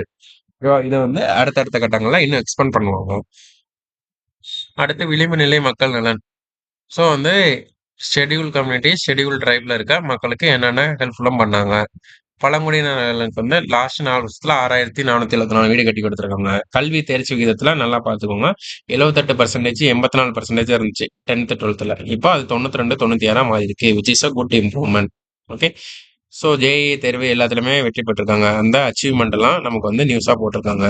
அடிப்படை வசதிகள். ஸோ இந்த மாதிரி ஸ்கீம்ஸ் எல்லாம் மென்ஷன் பண்ணியிருக்காங்களா, இதைத்தான் நம்ம வந்து ரீசெண்டா படிக்கணும். அயோத்திதாச பண்டிதர் குடியிருப்பு மேம்பாட்டு திட்டம், ₹443 கோடி அவங்களோட வீடுகளை மேம்படுத்த சொல்றாங்க. தொல்குடி மேம்பாட்டு திட்டம் வந்து ஆண்டுக்கு ₹225 கோடி செலவுல வந்து இவங்க செயல்படுத்துறாங்க. அடிப்படை வசதி, வீடு, சுகாதாரம் எல்லாம் கட்டி கொடுப்பாங்க. சோ வந்து இதெல்லாம் அவங்களுக்கு அடிப்படை வசதிகள் பண்றாங்களா? இதெல்லாம் கல்விக்கு பண்ணிட்டாங்களா? இப்ப என்ன பண்ண போறாங்கன்னா, தொழில் முனைவருக்கு என்னெல்லாம் பண்ணணும் அப்படின்னு சொல்லிட்டு பிசினஸ் மேனுக்கு அண்ணல் அம்பேத்கர் பிசினஸ் சாம்பியன் ஸ்கீம்னு சொல்லுவாங்க. சோ அதை இது பண்றாங்க. சிஎம்ஆர்ஐ ஸ்கீம். இப்ப நான் ஸ்கீம் எல்லாம் மேலோட்டமா சொல்றேன்னா இதெல்லாமே நீங்க உள்ள போய் படிக்கணும். ஏன்னா இதெல்லாம் அந்த 3 இயர்ஸ்ல போட்ட ஸ்கீம் ஆக்சுவலி. இதெல்லாம் எக்ஸாம்ல கேட்டுட்டாங்க. இப்ப ரீசெண்டா போட்ட ஸ்கீம் வந்து கலைஞர் கைவினை திட்டம். சோ வந்து இதெல்லாம் ஆல்ரெடி கேட்டுட்டாங்க. கேட்டாலும் திரும்ப படிக்கணும். ஓகே. படிச்சுட்டு இப்ப ரீசெண்டா போட்ட ஸ்கீம் இருக்கா கலைஞர் கைவினை திட்டம். அதை வந்து இப்ப பார்க்கணும். இப்ப வந்து என்னன்னா கலைஞர் கைவினை திட்டம்னு எதுக்கு நம்ம ஃபர்ஸ்ட் ஸ்டார்ட் பண்றோம் அப்படின்றது ஒரு மேட்டர். இப்போ கலைஞர் கைவினை திட்டத்துல வந்து நமக்கு கைவினை தொழிலாளர்கள், ஓகேவா, அவங்களுக்காக ஹெல்ப் பண்றதுக்கு இது பண்ணியிருக்காங்க. 3 லட்சம் வரை பிணையற்ற கடன் கொடுக்குறாங்க. 50,000 வரை மானியம், 5% வரை வட்டி மானியம் கொடுக்குறாங்க. ஓகே. சோ வந்து என்னன்னா பேசிக்கான தகுதினா 35 வயசு நிரம்பியராக இருக்கணும். நமக்கு சென்ட்ரல் கவர்மெண்ட்ல பிஎம் விஸ்வகர்மா ஸ்கீம்னு ஒரு ஸ்கீம் இருக்கு. சரியா? அதுவும் இதுவும் கிட்டத்தட்ட சேமா இருக்கும். பட் அதுக்கும் இதுக்கு என்ன டிஃபரெண்ட் இருக்குன்னா, நம்ம ஏன் அந்த ஸ்கீம் இல்லாம தனியா இந்த ஸ்கீம் ஓபன் பண்றோம் அப்படின்னா, நமக்கு வந்து அது வந்து கேஸ்ட் பேஸ்டா இருந்துச்சுன்னு நம்ம கவர்மெண்ட் வந்து கிரிட்டிசிசம் பண்றாங்க. இப்போ வந்து ஒரு நகை செய்வதல்னு ஒரு வேலை இருக்கா? இப்ப வந்து நகை செய்தல் வேலை வந்து இப்ப நான் ஒரு பெர்சனா இருக்கேன். எனக்கு வந்து 35 வயசு ஆயிடுச்சு. நான் வந்து ஒரு பிசினஸ் ஸ்டார்ட் பண்ணணும். எனக்கு 3 லட்சம் வரை ஒரு கடன் உதவி இருந்து ஸ்டார்ட் பண்ணிடுவேன். அப்படின்ற ஒரு இது இருக்கு. அப்படின்னு வச்சுக்கோங்களேன்.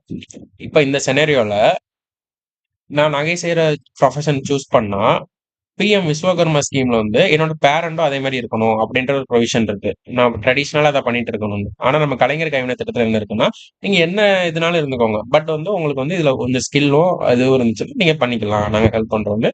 இர்ரெஸ்பெக்டிவ் ஆஃப் அந்த ட்ரெடிஷனலா நம்ம பார்க்குற வேலை குலத்தொழில் இல்லாம நம்ம பண்றதுக்கு இதுல அலோவ் பண்றாங்க. இதுதான் நம்ம கவர்ன்மெண்ட் சைட்ல இருந்து வச்ச கிளைம். ஓகே. சோ வந்து கலைஞர் கைவினை திட்டம் வந்து 19/4/2025. சோ ஏப்ரல் 19 இப்பதான் ஸ்டார்ட் பண்ணியிருக்காங்க. சரியா? 46,000 விண்ணப்பங்கள் வாங்கியிருக்கு. அதுல இவ்வளவு பேருக்கு கடன் ஒப்புதல் கொடுத்திருக்காங்க. அடுத்து தமிழ்நாடு தூய்மை பணியாளர். சோ இந்த கைவினை கலைஞர் திட்டத்துல அடிஷனலா ஒண்ணு சொல்லணும். லோன் அமௌண்ட் 3 லட்சம் வரை தராங்களா? 25% வரை லோன் அமௌண்ட்ல சப்சிடி தராங்க. அதாவது 50,000 வரை. அடுத்து வந்து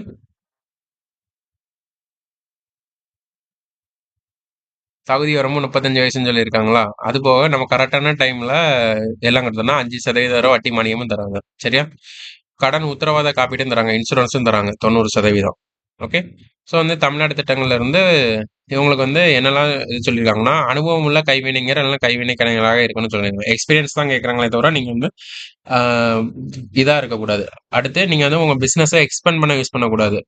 நீங்க என்ன பண்ணலாம்னா, புதிய அல்லது பன்முகப்படுத்தப்பட்ட முயற்சிகளுக்கு மட்டும் யூஸ் பண்ணலாம். புதுசா நீங்க ஓப்பன் பண்றதுக்கு இது பண்ணலாம். ஆல்ரெடி அதை பிசினஸ் பண்ணி எக்ஸ்பேண்ட் பண்ண கேட்கக்கூடாது. அதுக்கப்புறம் பன்முகப்படுத்தப்பட்ட முயற்சிகள்னா டைவர்ஸா இருக்கணும். இதுல நிறைய இருக்குல்ல, மண்பாண்டம் பண்றவங்க பொம்மை தயாரிக்கலாம். அந்த மாதிரி டைவர்ஸா பண்றதுன்னு சொல்லியிருக்காங்க. ஓகே. ஸோ வந்து தமிழ்நாட்டுல இருந்து ஏற்கனவே லாஸ்ட் 5 இயர்ல வந்து 1,50,000க்கு மேல எந்த மானியமும் வாங்கியிருக்க கூடாது. வருமான உச்ச வரம்பு கிடையாது. நீங்க எவ்வளவு நாளும் சம்பாதிச்சாலும் இதை வந்து அப்ளை பண்ணி வாங்கிக்கலாம் அப்படின்றத சொல்லியிருக்காங்க. தமிழ்நாடு தூய்மை பணியாளர் வாரியம் சானிடரி ஒர்க்கர்ஸ் இருக்காங்களா, அதில் இவ்வளவு உறுப்பினர்கள் இருக்காங்க. 1000 பேருக்கு வீடு கட்டி கொடுத்துருக்காங்க. ஸோ வந்து இதெல்லாம் சொல்லியிருக்காங்க. முதலமைச்சரின் தாய்மானவர் திட்டம். ஸோ வந்து இது வந்து இப்போ ரீசெண்டா கேட்ட கொஸ்டின். சரியா? ஸோ தாய்மானவர் திட்டம்னா என்னன்னா, நம்ம அங்க பார்த்தோமா ஹெட் கவுண்ட் ரேஷியோ எம்டிபிஏல வந்து வறுமையில இத்தனை பேர் இருக்காங்கன்னு 1.4% இருந்தாங்களா, இப்போ அவங்கள வந்து வறுமையில இருந்து மீட்கணும். ஸோ தாய்மானவர் திட்டம் பேசிக்கா என்ன? வறுமை ஒழிப்பு திட்டம். ஸோ வந்து எஸ்டிஜி 1 இருக்குல்ல, நோ பாவர்ட்டி, வறுமை ஒழிப்பு, அதுக்காக கொண்டு வந்த திட்டம் தான் இந்த திட்டம். ஓகே. அடுத்து சிறுபான்மையினர் நலன். அவங்களுக்கு வந்து சிறுபான்மையினருக்கு மைனாரிட்டிஸ்க்கு என்னெல்லாம் கொண்டு வராங்க அப்படின்றதெல்லாம் பார்த்தீங்கன்னா ஜஸ்ட் ரீட் மட்டும் பண்ணிக்கோங்க. சரியா? மாற்றுத்திறனாளிகள் நலன். ஸோ வந்து ஆஹ் 5 மாவட்டத்துல 12 விழுதுகள் உறுதிகள் சொல்லி மாற்றுத்திறனாளிகள் இது பண்ணியிருக்காங்க. அதுக்கப்புறம் இப்ப ரீசெண்டா பண்ணது ரொம்ப முக்கியம். உள்ளாட்சி எலெக்ஷன்ஸ் இருக்குல்ல, லோக்கல் பாடிஸ்ல வந்து அவங்கள வந்து நியமன முறையில் எலெக்ஷன் எல்லாம் அவங்க கண்டக்ட்ஸ்லாம் பண்ண வேண்டாம். நாமினேஷன் பண்ணி அவங்களுக்கு வந்து நீங்க வந்து அவங்களும் கவுன்சிலர் ஆகுறதுக்கு வந்து இது பண்றாங்க. ஓகே. இந்த மாதிரி ஸ்கூட்டர்ஸ் எல்லாம் எல்லாமே கொடுப்பாங்க. ஸோ யூஸ்வலி பண்றதுதான். உழவர் நலன், மீனவர் நலன் மற்றும் பால் வளம். சரியா? ஃபிஷரிஸ், டைரி ப்ராடக்ட்ஸ், அப்புறம் ஃபார்மர்ஸ்க்கு. ஸோ 5 தனி நிதிநிலை அறிக்கைகள் ரிலீஸ் பண்ணியிருக்காங்க. ஸோ அவங்க வந்து பட்ஜெட் வந்து 5 பட்ஜெட் வந்து அக்ரிக்குன்னு தனி பட்ஜெட்டை வச்சு இது வரைக்கும் 1,94,076 கோடி ரூபாய் நிதி ஒதுக்கீடு பண்ணியிருக்காங்க. ஸோ 2012க்கும் 2021க்கும் ஒரு 10 வருஷம் கம்பாரிசன் பண்றாங்க. அதில் 1.36% தான் வருஷம் வருஷம் விவசாய வளர்ச்சி அடைஞ்சிட்டு இருந்திருக்கு. ஆனா இப்போ வந்து 5.66% வளர்ச்சி அடைஞ்சிருக்கு அப்படின்னு சொல்லியிருக்காங்க. ஸோ வந்து அகில இந்திய அளவில் பயிர் உற்பத்தி திறன் அப்படின்னா ஒன்றும் இல்லை, ப்ரொடக்டிவிட்டி சொல்லுவாங்க. ப்ரொடக்ஷன் வேற, ப்ரொடக்டிவிட்டி வேற. ப்ரொடக்ஷன் வந்து குவான்டிட்டியை பத்தி சொல்லுவாங்க. அதாவது ப்ரொடக்ஷன்னா உற்பத்தினா எவ்வளவு அளவு உற்பத்தி பண்ணியிருக்கோம், டன் கணக்குல இவ்வளவு டன் உற்பத்தி பண்ணியிருக்கோம் அப்படின்னு சொல்றதுதான் உற்பத்தி. உற்பத்தி திறனா குவாலிட்டி, எவ்வளவு நம்மளால உற்பத்தி பண்ண முடியும் ஒரு ஏக்கர் நிலத்துல அப்படின்னு சொல்லி பாக்குறப்ப வந்து ப்ரொடக்டிவிட்டியில தான் கேட்டிருக்காங்க, ப்ரொடக்ஷன்ல கேட்கல. அகில இந்திய அளவுல கேழ்வரகு, கொய்யா ஃபர்ஸ்டும், மக்காச்சோளம், கரும்பு, புளி, மரவள்ளி, மல்லிகை, எண்ணெய் வித்துக்கள்ல செகண்டும், வேர்க்கடலை தென்னையில தேர்டாவும் இருக்கும். ப்ரொடக்டிவிட்டியில, நாட் ப்ரொடக்ஷன். ஓகே. அடுத்து வேளாண் வளர்ச்சி. ஸோ வந்து அனைத்து கிரா கலைஞரின் அனைத்து கிராம ஒருங்கிணைந்த வேளாண்மை வளர்ச்சி திட்டம். ஸோ இதெல்லாம் ஜஸ்ட் பார்த்துக்கோங்க, சரியா? இதெல்லாம் எக்ஸாம் டெஃபெல்லாம் தேவையில்ல. நாம்னா என்னன்னு தெரிஞ்சிடும். தேசிய வேளாண் சந்தை, எலக்ட்ரானிக் நேஷனல் அக்ரிகல்ச்சர் மார்க்கெட். இதுல இருந்து கொஸ்டின் வந்து எவ்ரி டைம் கேட்பான், பார்த்துக்கோங்க. அடுத்து வாடகைன்னு சொல்லிட்டு நம்ம வந்து வாடகைக்கு இந்த மிஷினரிஸ் எல்லாம் வாங்கி யூஸ் பண்ணிக்கலாம். பால் வளம் மற்றும் மீனவர் நலன்ல பால் உற்பத்தி இவ்வளவு வந்திருக்கு, முட்டை உற்பத்தி இவ்வளவு வந்திருக்கு. ஸோ இதெல்லாம் நீங்க எங்க படிக்கணும்னா எக்கனாமிக் சர்வே ரிசர்ச்சா, அதுல வந்து டீட்டெயிலா கொடுத்துருப்பான். அதுல வந்து பால் உற்பத்தியில எத்தனாவது பிளேஸ் இருக்கும் அதுல வந்து பாத்துக்கணும். மீன் இறங்கு தளங்கள் எவ்வளவு இருக்கு, குறுநீர் பாசன ஏரிகள் இதெல்லாம் நமக்கு தேவையில்ல. தடுப்பணைகள் எவ்வளவு இருக்கு, 88 தடுப்பணைகள், 24 மாவட்டங்கள் எவ்வளவு கட்டியிருக்காங்க, நீர்நிலைகள் புனரைக்கும் நகர்ப்புறம் இதெல்லாம் தேவையில்ல. ஸோ வந்து ஃபாரஸ்ட் அண்ட் கிளைமேட் சேஞ்ச். இதுல திரும்ப என்ன சொல்றாங்கன்னா ராம்சார் சைட்ஸ், சரியா? நம்ம 2021ல வெறும் ஒரு சைட்டு தான் வச்சிருக்கோம். ஓகே. ஆனா 25ல பாத்தீங்கன்னா 20 சைட் இருக்கு. இந்தியால நம்ம தான் ஃபர்ஸ்ட். இந்தியால இப்ப பிரசண்டா 89 இருக்கு. அதுல 20 நம்ம தான் வச்சிருக்கோம்.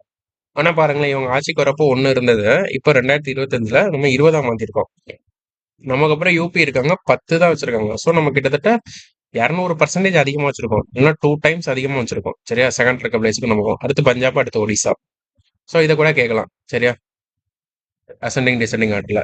ஸோ வந்து வனவிலங்கு சரணாலயங்கள், கடவுர் ஸ்லெண்டர் லோரிஸ் சாங்சுரி கரூர் திண்டுக்கல் மாவட்டம், தேவாங்க சரணாலயம். அடுத்து Kaveri south wild life sanctuary Krishnagiri Dharmapuri, தந்தை பெரியார் சாங்சுரி வந்து ஈரோடுல இருக்கு.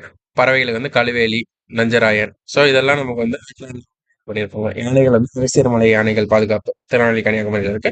கடற்பசு டகாங் கன்சர்வேஷன் ரிசர்வ் வந்து பாக்பே தஞ்சாவூர்ல இருக்கு. ஸோ இந்த பிளேசஸ் தான் முக்கியம், சரியா? அடுத்து பசுமை தமிழ்நாடு இயக்கம், கிரீன் தமிழ்நாடு மிஷன் சொல்லுவாங்க. ஸோ வந்து இதுல என்ன பேர்ல இருக்கு, பசுமைன்னு இருக்கிறதுனால இவ்வளவு கோடி மரக்கன்றுகள் நடணும். ஓகே. மனித வேலை நாட்கள் கிடைச்சிச்சு. ஓகேவா? அடுத்து 88 மரகத பூஞ்சோலைகள் 31 மாவட்டங்கள் இது பண்ணியிருக்காங்க. 12 மரகத பூஞ்சோலைகள் வந்து இன்னும் வேலை நடக்குது, இந்த மாதிரி பார்க்ஸ். அடுத்து தமிழ்நாட்டின் காலநிலை மாற்றத்துக்கான ஆட்சி மன்ற குழு, கவர்னிங் கவுன்சில்னு சொல்லுவாங்க, சரியா? யார் தலைவர்னா நம்மளோட மாண்புமிகு முதலமைச்சர் தான் தலைவர், சரியா? அப்புறம் ஒவ்வொரு மாவட்டத்துக்கும் இது பண்ணியிருப்பாங்க, ஒரு கிளைமேட் கவர்னன்ஸ் பண்றதுக்கு ஒரு அத்தாரிட்டி இருக்கும். அதோட தலைவர் யாருன்னா கலெக்டர் இருப்பாங்க. தமிழ்நாடு மலையேற்ற திட்டம், ட்ரெக் தமிழ்நாடுன்னு சொல்லுவாங்கல்ல, 40 இடத்த ஆரம்பிச்சிருப்பாங்க. ஓகே. ட்ரெக் தமிழ்நாடுனா இப்ப நம்ம ஒவ்வொரு டிஸ்ட்ரிக்ட்லயும் ஒவ்வொரு மலைகள் இருக்கும், அங்க ட்ரெக்கிங் போறதுக்கு கவர்மெண்டே கூட்டு போவாங்க, சரியா? அங்க இருக்க ட்ரைபல் பீப்புளை தான் அங்க வந்து நமக்கு கைடா வச்சிருப்பாங்க. ஸோ ரிசர்வ்டு ஃபாரஸ்ட் இதெல்லாம் இவ்வளோ சொல்லியிருக்காங்க. 65 ரிசர்வ் ஃபாரஸ்ட்காக ஜிஓ பாஸ் பண்ணியிருக்கோம். மேங்க்ரூவ் ஃபாரஸ்ட் அலையாத்தி காடுகள் இருக்குல்ல, ஸோ வந்து புதுசா 322 ஹெக்டேர்ல மேங்க்ரூவ் காடுகள் உருவாக்கியிருக்காங்க. 650 ஹெக்டேர் பரப்புல அலையாத்தி காடுகளை மீட்டெடுத்திருக்காங்க, ரீஸ்டோர் பண்ணியிருக்காங்க. ஓகேவா? அப்புறம் 8.3 லட்சம் வந்து அலையாத்தி வகை மற்றும் அதை சார்ந்த தாவரங்கள் வந்து நட்டிருக்காங்க, பிளான்டேஷன் பண்ணியிருக்காங்க. 46 புதிய கிராம மாங்குரூவ் குழுக்கள் உருவாக்கப்பட்டுள்ளன. ஸோ இதெல்லாம் எங்க வரும்னா மெயின்ஸ்க்கு எழுதலாம். அடுத்து சிட்டிசன் சென்ட்ரிக் சர்வீசஸ், பொதுமக்களுக்காக என்னெல்லாம் நம்ம பண்றோம். மக்களுடன் முதல்வர்னு ஒரு ஸ்கீம் இருக்கா? ஸோ மக்களுடன் முதல்வர் ஸ்கீம்னா ஒன்றும் இல்லை, நம்ம வந்து என்னென்ன குறைகள்லாம் இருக்கு, கோரிக்கைகள்லாம் இருக்கு, அதெல்லாம் நமக்கு வந்து 30 நாட்களுக்குள்ள இது பண்ணிடுவாங்க. 15 டிபார்ட்மெண்ட்டை 44 சேவைகள் கொடுக்குறாங்க. ஸோ இந்த நம்பர்லாம் முக்கியம். மக்களுடன் முதல்வர் வந்து ஃபிளாக்ஷிப் இனிஷியேட்டிவ். உங்களுக்கு எந்த சர்வீஸ், அந்த 15 அரசு துறைகள்ல என்னென்ன பிரச்சனைகள்லாம் இருக்கு அப்படின்றது பண்ணலாம். 2058 முகாம்கள், ஃபர்ஸ்ட் சிட்டி, ரெண்டாவது ரூரல், மூணாவது எஸ்சி எஸ்டி இருக்க ஏரியா, 3 கட்டமா நடத்தியிருக்காங்க. இவ்வளவு மனுக்கள், இவ்வளவு தீர்வு. இவ்வளவு மனுக்கள், இவ்வளவு தீர்வு. இவ்வளவு மனுக்கள், இவ்வளவு தீர்வு. சோ நகர்ப்புறத்துல வந்து கிட்டத்தட்ட எல்லா மனுக்களுமே தீர்த்துட்டாங்க. ஊரகத்துல வந்து இன்னும் கொஞ்சம் பேலன்ஸ் இருக்கு. ஆதி திராவிடர்லயும் கொஞ்சம் பேலன்ஸ் இருக்கு. சரியா? சோ வந்து வீட்டு மனை பட்டாக்கள் வந்து குடுக்குறது. சோ இதெல்லாம் ஜஸ்ட் ரீட் பண்ணிக்கோங்க. Simple governance. ஸோ வந்து 150 சேவைகள் எளிமைப்படுத்தப்படும். 9 சேவைகள் எளிமைப்படுத்தப்பட்டுள்ளது. ஸோ வந்து ஆக்சுவலா என்னன்னா இது வரைக்கும் 9 சேவையை சிம்பிளா நம்ம பண்ற மாதிரி பண்ணியிருக்காங்க. அதாவது நம்ம ஏதோ சர்டிபிகேட் இ சேவை மையத்துல காமன் சர்வீஸ் சென்டர்ஸ் இருக்குல்ல. ஸோ அதோட கவுண்ட கூட்டிட்டாங்களா. 2000 இவங்க வரப்ப 10,000 தான் இருந்துச்சு. இப்போ 34,000 மாத்திட்டாங்க. G2C government to citizen. சரியா? அரசு டு குடிமகனுக்கான சேவைகள் வந்து 2021 130 இருந்துச்சு. இப்ப 410 மாத்திட்டாங்க. ஸோ வந்து எளிமைப்படுத்தப்பட்ட சேவைகள் என்னன்னா நம்ம வந்து எதுக்கு ஒரு லைசன்ஸ் வாங்கணும், ஏதோ ஒரு சர்டிபிகேட் வாங்கணும்னா ஈஸியா வாங்கிக்கலாம். அதுதான் எளிமைப்படுத்தப்பட்ட சேவைகள். இது வரைக்கும் 9 சேவைகளை பண்ணியிருக்காங்களா, அந்த 9 இங்க லிஸ்ட் அவுட் பண்ணியிருக்காங்களா. இப்போ வந்து புதுசா 150 சேவைகளை கொண்டு போற வராங்களாம். சோ நமக்கு வந்து ஒரு 160 சேவைகள் கிட்ட ஈஸியாவே கிடைச்சிரும். நம்ம காமன் சர்வீஸ் சென்டர் இ சேவையில போய் வாங்கிக்கலாம். அதுதான் சொல்லியிருக்காங்க. அடுத்து self certification scheme for plan approval. So வந்து நீங்க வந்து பிளான் வாங்கணும், ஒரு பிசினஸ் பண்றதுக்கு அதெல்லாம் பிளான் வாங்கலாம், இந்த மாதிரிலாம் சொல்லியிருக்காங்க. சரியா? ஜஸ்ட் என்னன்னு மட்டும் பார்த்துக்கோங்க. இதெல்லாம் கொஸ்டின் சரியா கிடையாது. அடுத்து நம்ம தமிழ் வளர்ச்சிக்காக என்ன பண்ணியிருக்காங்க. ஸோ வந்து தமிழ் இந்தோ ஐரோப்பிய வேர்ச்சொல் களஞ்சியம் ஒப்பிட்ட அகராதி ஒரு டிக்ஷனரி வந்து ஓபன் பண்ணியிருக்காங்க. ஓகேவா? அந்த வேர்ச்சொல் ரூட் வேர்ட்ஸுக்காக. அடுத்து பெரியாரோட சிந்தனைகளை வந்து 5 குறுநூல்களா 5 இதா 21 மொழிகள்ல டிரான்ஸ்லேட் பண்ண போறாங்க. சோ அண்ணல் அம்பேத்கரோட இதையுமே நம்ம டிரான்ஸ்லேட் பண்றோம். முதல் 10 தொகுதிகள் எளிய தமிழ் மொழி பெற்பில் பின்பற்ற நூல்கள். ரெட்டில்ஸ் என்கின்ற விஷயம் ஆனிகலேஷன் ஆஃப் கேஸ்ட். இந்த ஆனிகலேஷன் ஆஃப் கேஸ்ட் 1936ல ரிலீஸ் ஆகுது. அப்பவே பெரியார் வந்து தமிழ்ல டிரான்ஸ்லேட் பண்ணியிருப்பாரு. தமிழ் மொழிபெயர்க்கப்பட்ட நூல்கள் வெளியீடு. ஸோ பாரதியாரோட நூல்கள், பாரதிதாசனோட நூல்கள் இவங்கெல்லாம் இருப்பாங்கல்ல. ஸோ வந்து அது எல்லாத்தையுமே நம்ம வந்து தமிழ்ல இது பண்றோம். ஓமரோட இலியட்டு, ஆண்ட்ரூ ஒடிசி இதெல்லாம் கிரேக்க காப்பியங்கள்ல தமிழ்ல மொழிபெயர்ப்பு பண்றோம், டிரான்ஸ்லேட் பண்றோம். கேல்டுவல் திராவிட மொழிகளின் ஒப்புலக்கண முக்கியம் தமிழ்ல பண்றோம். அப்புறம் இது முக்கியமான ஒரு ஏரியா. ஐயன் திருவள்ளுவர் சிலை வெள்ளி விழா தமிழ் சொசைட்டில கேட்கலாம். ஸோ வந்து ஐயன் திருவள்ளுவர் சிலை வந்து நம்ம விவேகானந்தர் பாறை. ஸோ திருவள்ளுவர் சிலையும் விவேகானந்தர் பாறையும் பக்கத்து பக்கத்துல தான் இருக்கும். அதுக்கு நம்ம நடந்தே போற மாதிரி. இதுக்கு முன்னாடி எப்படி போனோம், போட்ல தான் போற மாதிரி இருந்துச்சு. இப்போ நடந்தே போற மாதிரி ஒரு கிளாஸ் பிரிட்ஜ் வந்து இது பண்ணியிருக்காங்க. ஸோ ஸ்டாச்சு ஆஃப் விஸ்டம் அப்படின்னு சொல்லிட்டு திருவள்ளுவர் சிலையை சொல்றாங்க. பேரறிவு சிலை. ஸோ வந்து ஆண்டுதோறும் அது வந்து குறள் வாரமாக கொண்டாடுறோம் December last week. So Tamil கற்றல் கற்பித்தல் 39 நாடு 185 சொல்ற மையங்கள் இதெல்லாம் போகும். மின்னுலகம் பார்வை இதழ்கள் இதெல்லாம் ஓகே. சும்மா ஜஸ்ட் பார்த்துக்கோங்க. வஉசிக்கு தனியா ஒரு இணைய பக்கம் வச்சிருக்காங்க. அருங்காட்சியகம். ஸோ வந்து பொருணையில மியூசியம் தான். இப்போ வந்து கீழடி, பொருணை, கங்கை கொண்ட சோழபுரம் இங்கெல்லாம் நம்ம வந்து அகழ்வாராய்ச்சி பண்ணி நமக்கு வந்து கிடைக்கிற பொருள் எல்லாம் அங்கேயே ஒரு மியூசியமா வச்சுப்போம். இதுதான் இது. கீழடி அருங்காட்சியகம் 2 ஏக்கர்ல வச்சிருக்காங்க. ஓகே. இது வரைக்கும் 6 லட்சம் பார்வையாளர்கள் கடந்த 2 வருஷத்துல மட்டும் இருந்திருக்காங்க. பொருணை, கங்கை கொண்ட சோழபுரத்துல வச்சிருக்காங்க. கீழடியில ஓப்பன் மியூசியம் வச்சிருக்காங்க. ஓகே. இதெல்லாம் அதோட இது. அப்புறம் இரும்பின் தன்மை ஆன்டிக்விட்டி ஆஃப் அயர்ன் சொல்லுவாங்க. ரொம்ப ரொம்ப முக்கியம். 5000 வருஷத்துக்கு முன்னாடியே இரும்பு காலம் வந்து தமிழ்நாட்டில் தான் ஸ்டார்ட் ஆயிருக்கு.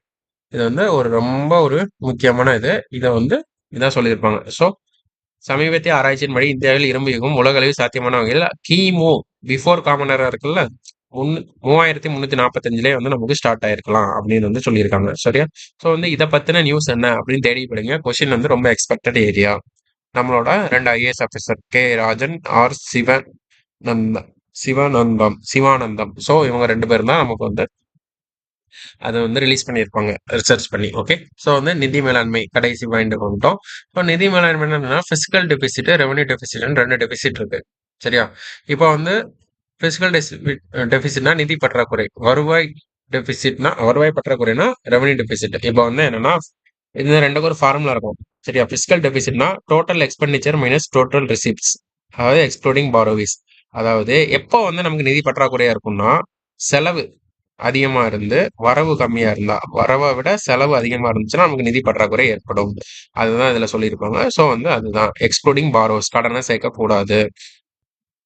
இப்போ பிரசண்டா நமக்கு பிசிக்கல் டெபிசிட் எவ்வளவு இருக்குன்னா இவங்க ஆட்சிக்கு வரப்ப 4.91 இருந்துச்சு. இப்போ அதை 3ஆ குறைச்சிருக்கோம். So which is a good thing. அடுத்து ரெவன்யூ டெபிசிட் வருவாய் பற்றாக்குறைனா நமக்கு வந்து மொத்த வருவாய் இருக்குல்ல, வருவாய் செலவினம் இருக்குல்ல, அதுல இருந்து மொத்த வருவாயை கழிக்கணும். ஸோ வந்து இங்கேயே செலவு வந்து வருவாயை விட அதிகமா இருக்கு. இதுல வந்து நமக்கு எவ்வளவு இருக்குன்னா 3.49 இருந்தது, இப்போ 1.17 தான் இருக்கு. சரியா? எல்லாத்தையுமே கம்மி பண்ணிட்டு தான் வரோம் அப்படின்னு மென்ஷன் பண்ணியிருக்காங்க. ஸோ இந்த வேலையை படிக்கணுமானா டெஃபினட்டா படிக்கணும். இதுல வந்து ப்ரீவியஸ் இயர்ல கொஸ்டின்ஸ் கேட்டிருக்காங்க. அடுத்து நிதி மேலாண்மை. மாநில உள்நாட்டு உற்பத்தியில் கடனின் விகிதம். அதாவது டெப்ட் டு ஜிஎஸ்டிபி ரேஷியோன்னு சொல்லுவாங்க. சரியா? இப்ப வந்து அதுவுமே கம்மியா இருக்கு. ஸோ 2020, 21ல நமக்கு ரூ. 100 வருமானம் வருதுன்னா, அதுல இருந்து ரூ. 26 வரை கடன் வாங்கணும். 26.86 வரை கடன் வாங்கணும். அது 21, 22ல 27ஆம் ஆச்சு. ஆக்சுவலா அந்த டைம் கோவிட்ல இருந்து ரெக்கவர் ஆகிற டைம்ல ஸோ அதிகமா கடன் வாங்கி தான் செலவு பண்ற மாதிரி இருக்கும். இப்போ எவ்வளவு இருக்குன்னா 26.07 இருக்கு. ஸோ இதையுமே ஒரு குறையும் போக்குல தான் இருக்கு அந்த ட்ரெண்ட் அப்படின்னு வந்து சொல்லியிருக்காங்க. ஸோ வந்து டெப்ட் டு ஜிடிபி ரேஷியோ எப்படி கால்குலேட் பண்றதுக்கு ஒரு ஃபார்முலா. நம்ம மாநிலம் இல்ல நாட்டோட மொத்த கடன் இருக்கா, அதை வந்து நம்ம மாநிலம் இல்ல நாட்டோட மொத்த உற்பத்தி வருமானத்தால டிவைட் பண்ணி 100ஆல போடணும். அதுதான் நான் சொல்லியிருப்பாங்க. ஸோ அப்படி போடுறப்ப நமக்கு ப்ரெசென்டா எவ்வளவு இருக்குன்னா 26.07 இருக்கு. நாங்க வந்து ஃபியூச்சர்ல என்னெல்லாம் பிளான் பண்ண போறோம் அப்படின்னு அவர் ஸ்பீச் கொடுத்துருவாரு ஆக்சுவலா 4 ஆண்டு முடிவுல. அதுல சொன்னதுதான் டாக்குமெண்டா போட்டிருக்காங்க. ஓகே. ஸோ ஒரு குளோபல் சிட்டி கொண்டு வர போறோம். குளோபல் ஸ்போர்ட்ஸ் சிட்டி கொண்டு வர போறோம். அடுத்து புது ஏர்போர்ட் ராமேஸ்வரம் ஒசூர்ல கொண்டு போறோம்.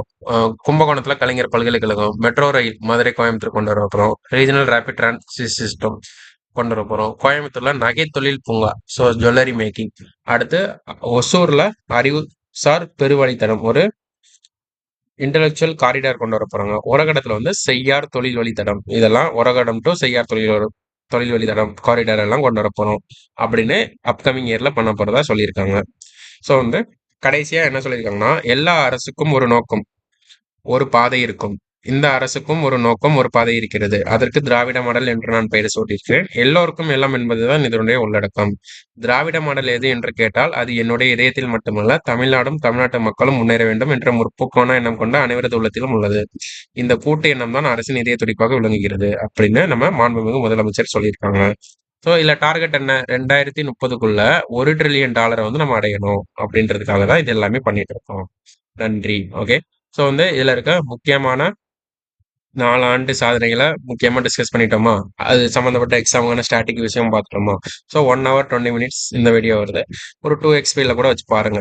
ஓகே. இதை நான் ஃபர்ஸ்டே சொல்லியிருக்கணும், லாஸ்ட்டே சொல்றேன்னா. ஓகே, பார்த்துட்டு எக்ஸாமுக்கு இதுல இருந்து என்னெல்லாம் வரும்னு பார்த்துக்கோங்க. இல்லை மென்ஷன் பண்ணியிருக்க ஸ்கீம் எப்போ லான்ச் பண்ணாங்க எல்லாமே அதையும் சேர்த்து பார்த்துக்கோங்க. எந்த பிளேஸ்ல லான்ச் பண்ணாங்கன்னு கூட கேட்டுக்கோங்க. அப்படியும் கொஸ்டின்ஸ் கேட்குறாங்க. நல்லா ப்ரிப்பேர் பண்ணுங்க. அடுத்து இன்னொரு வீடியோல பார்க்கலாம். தேங்க்யூ.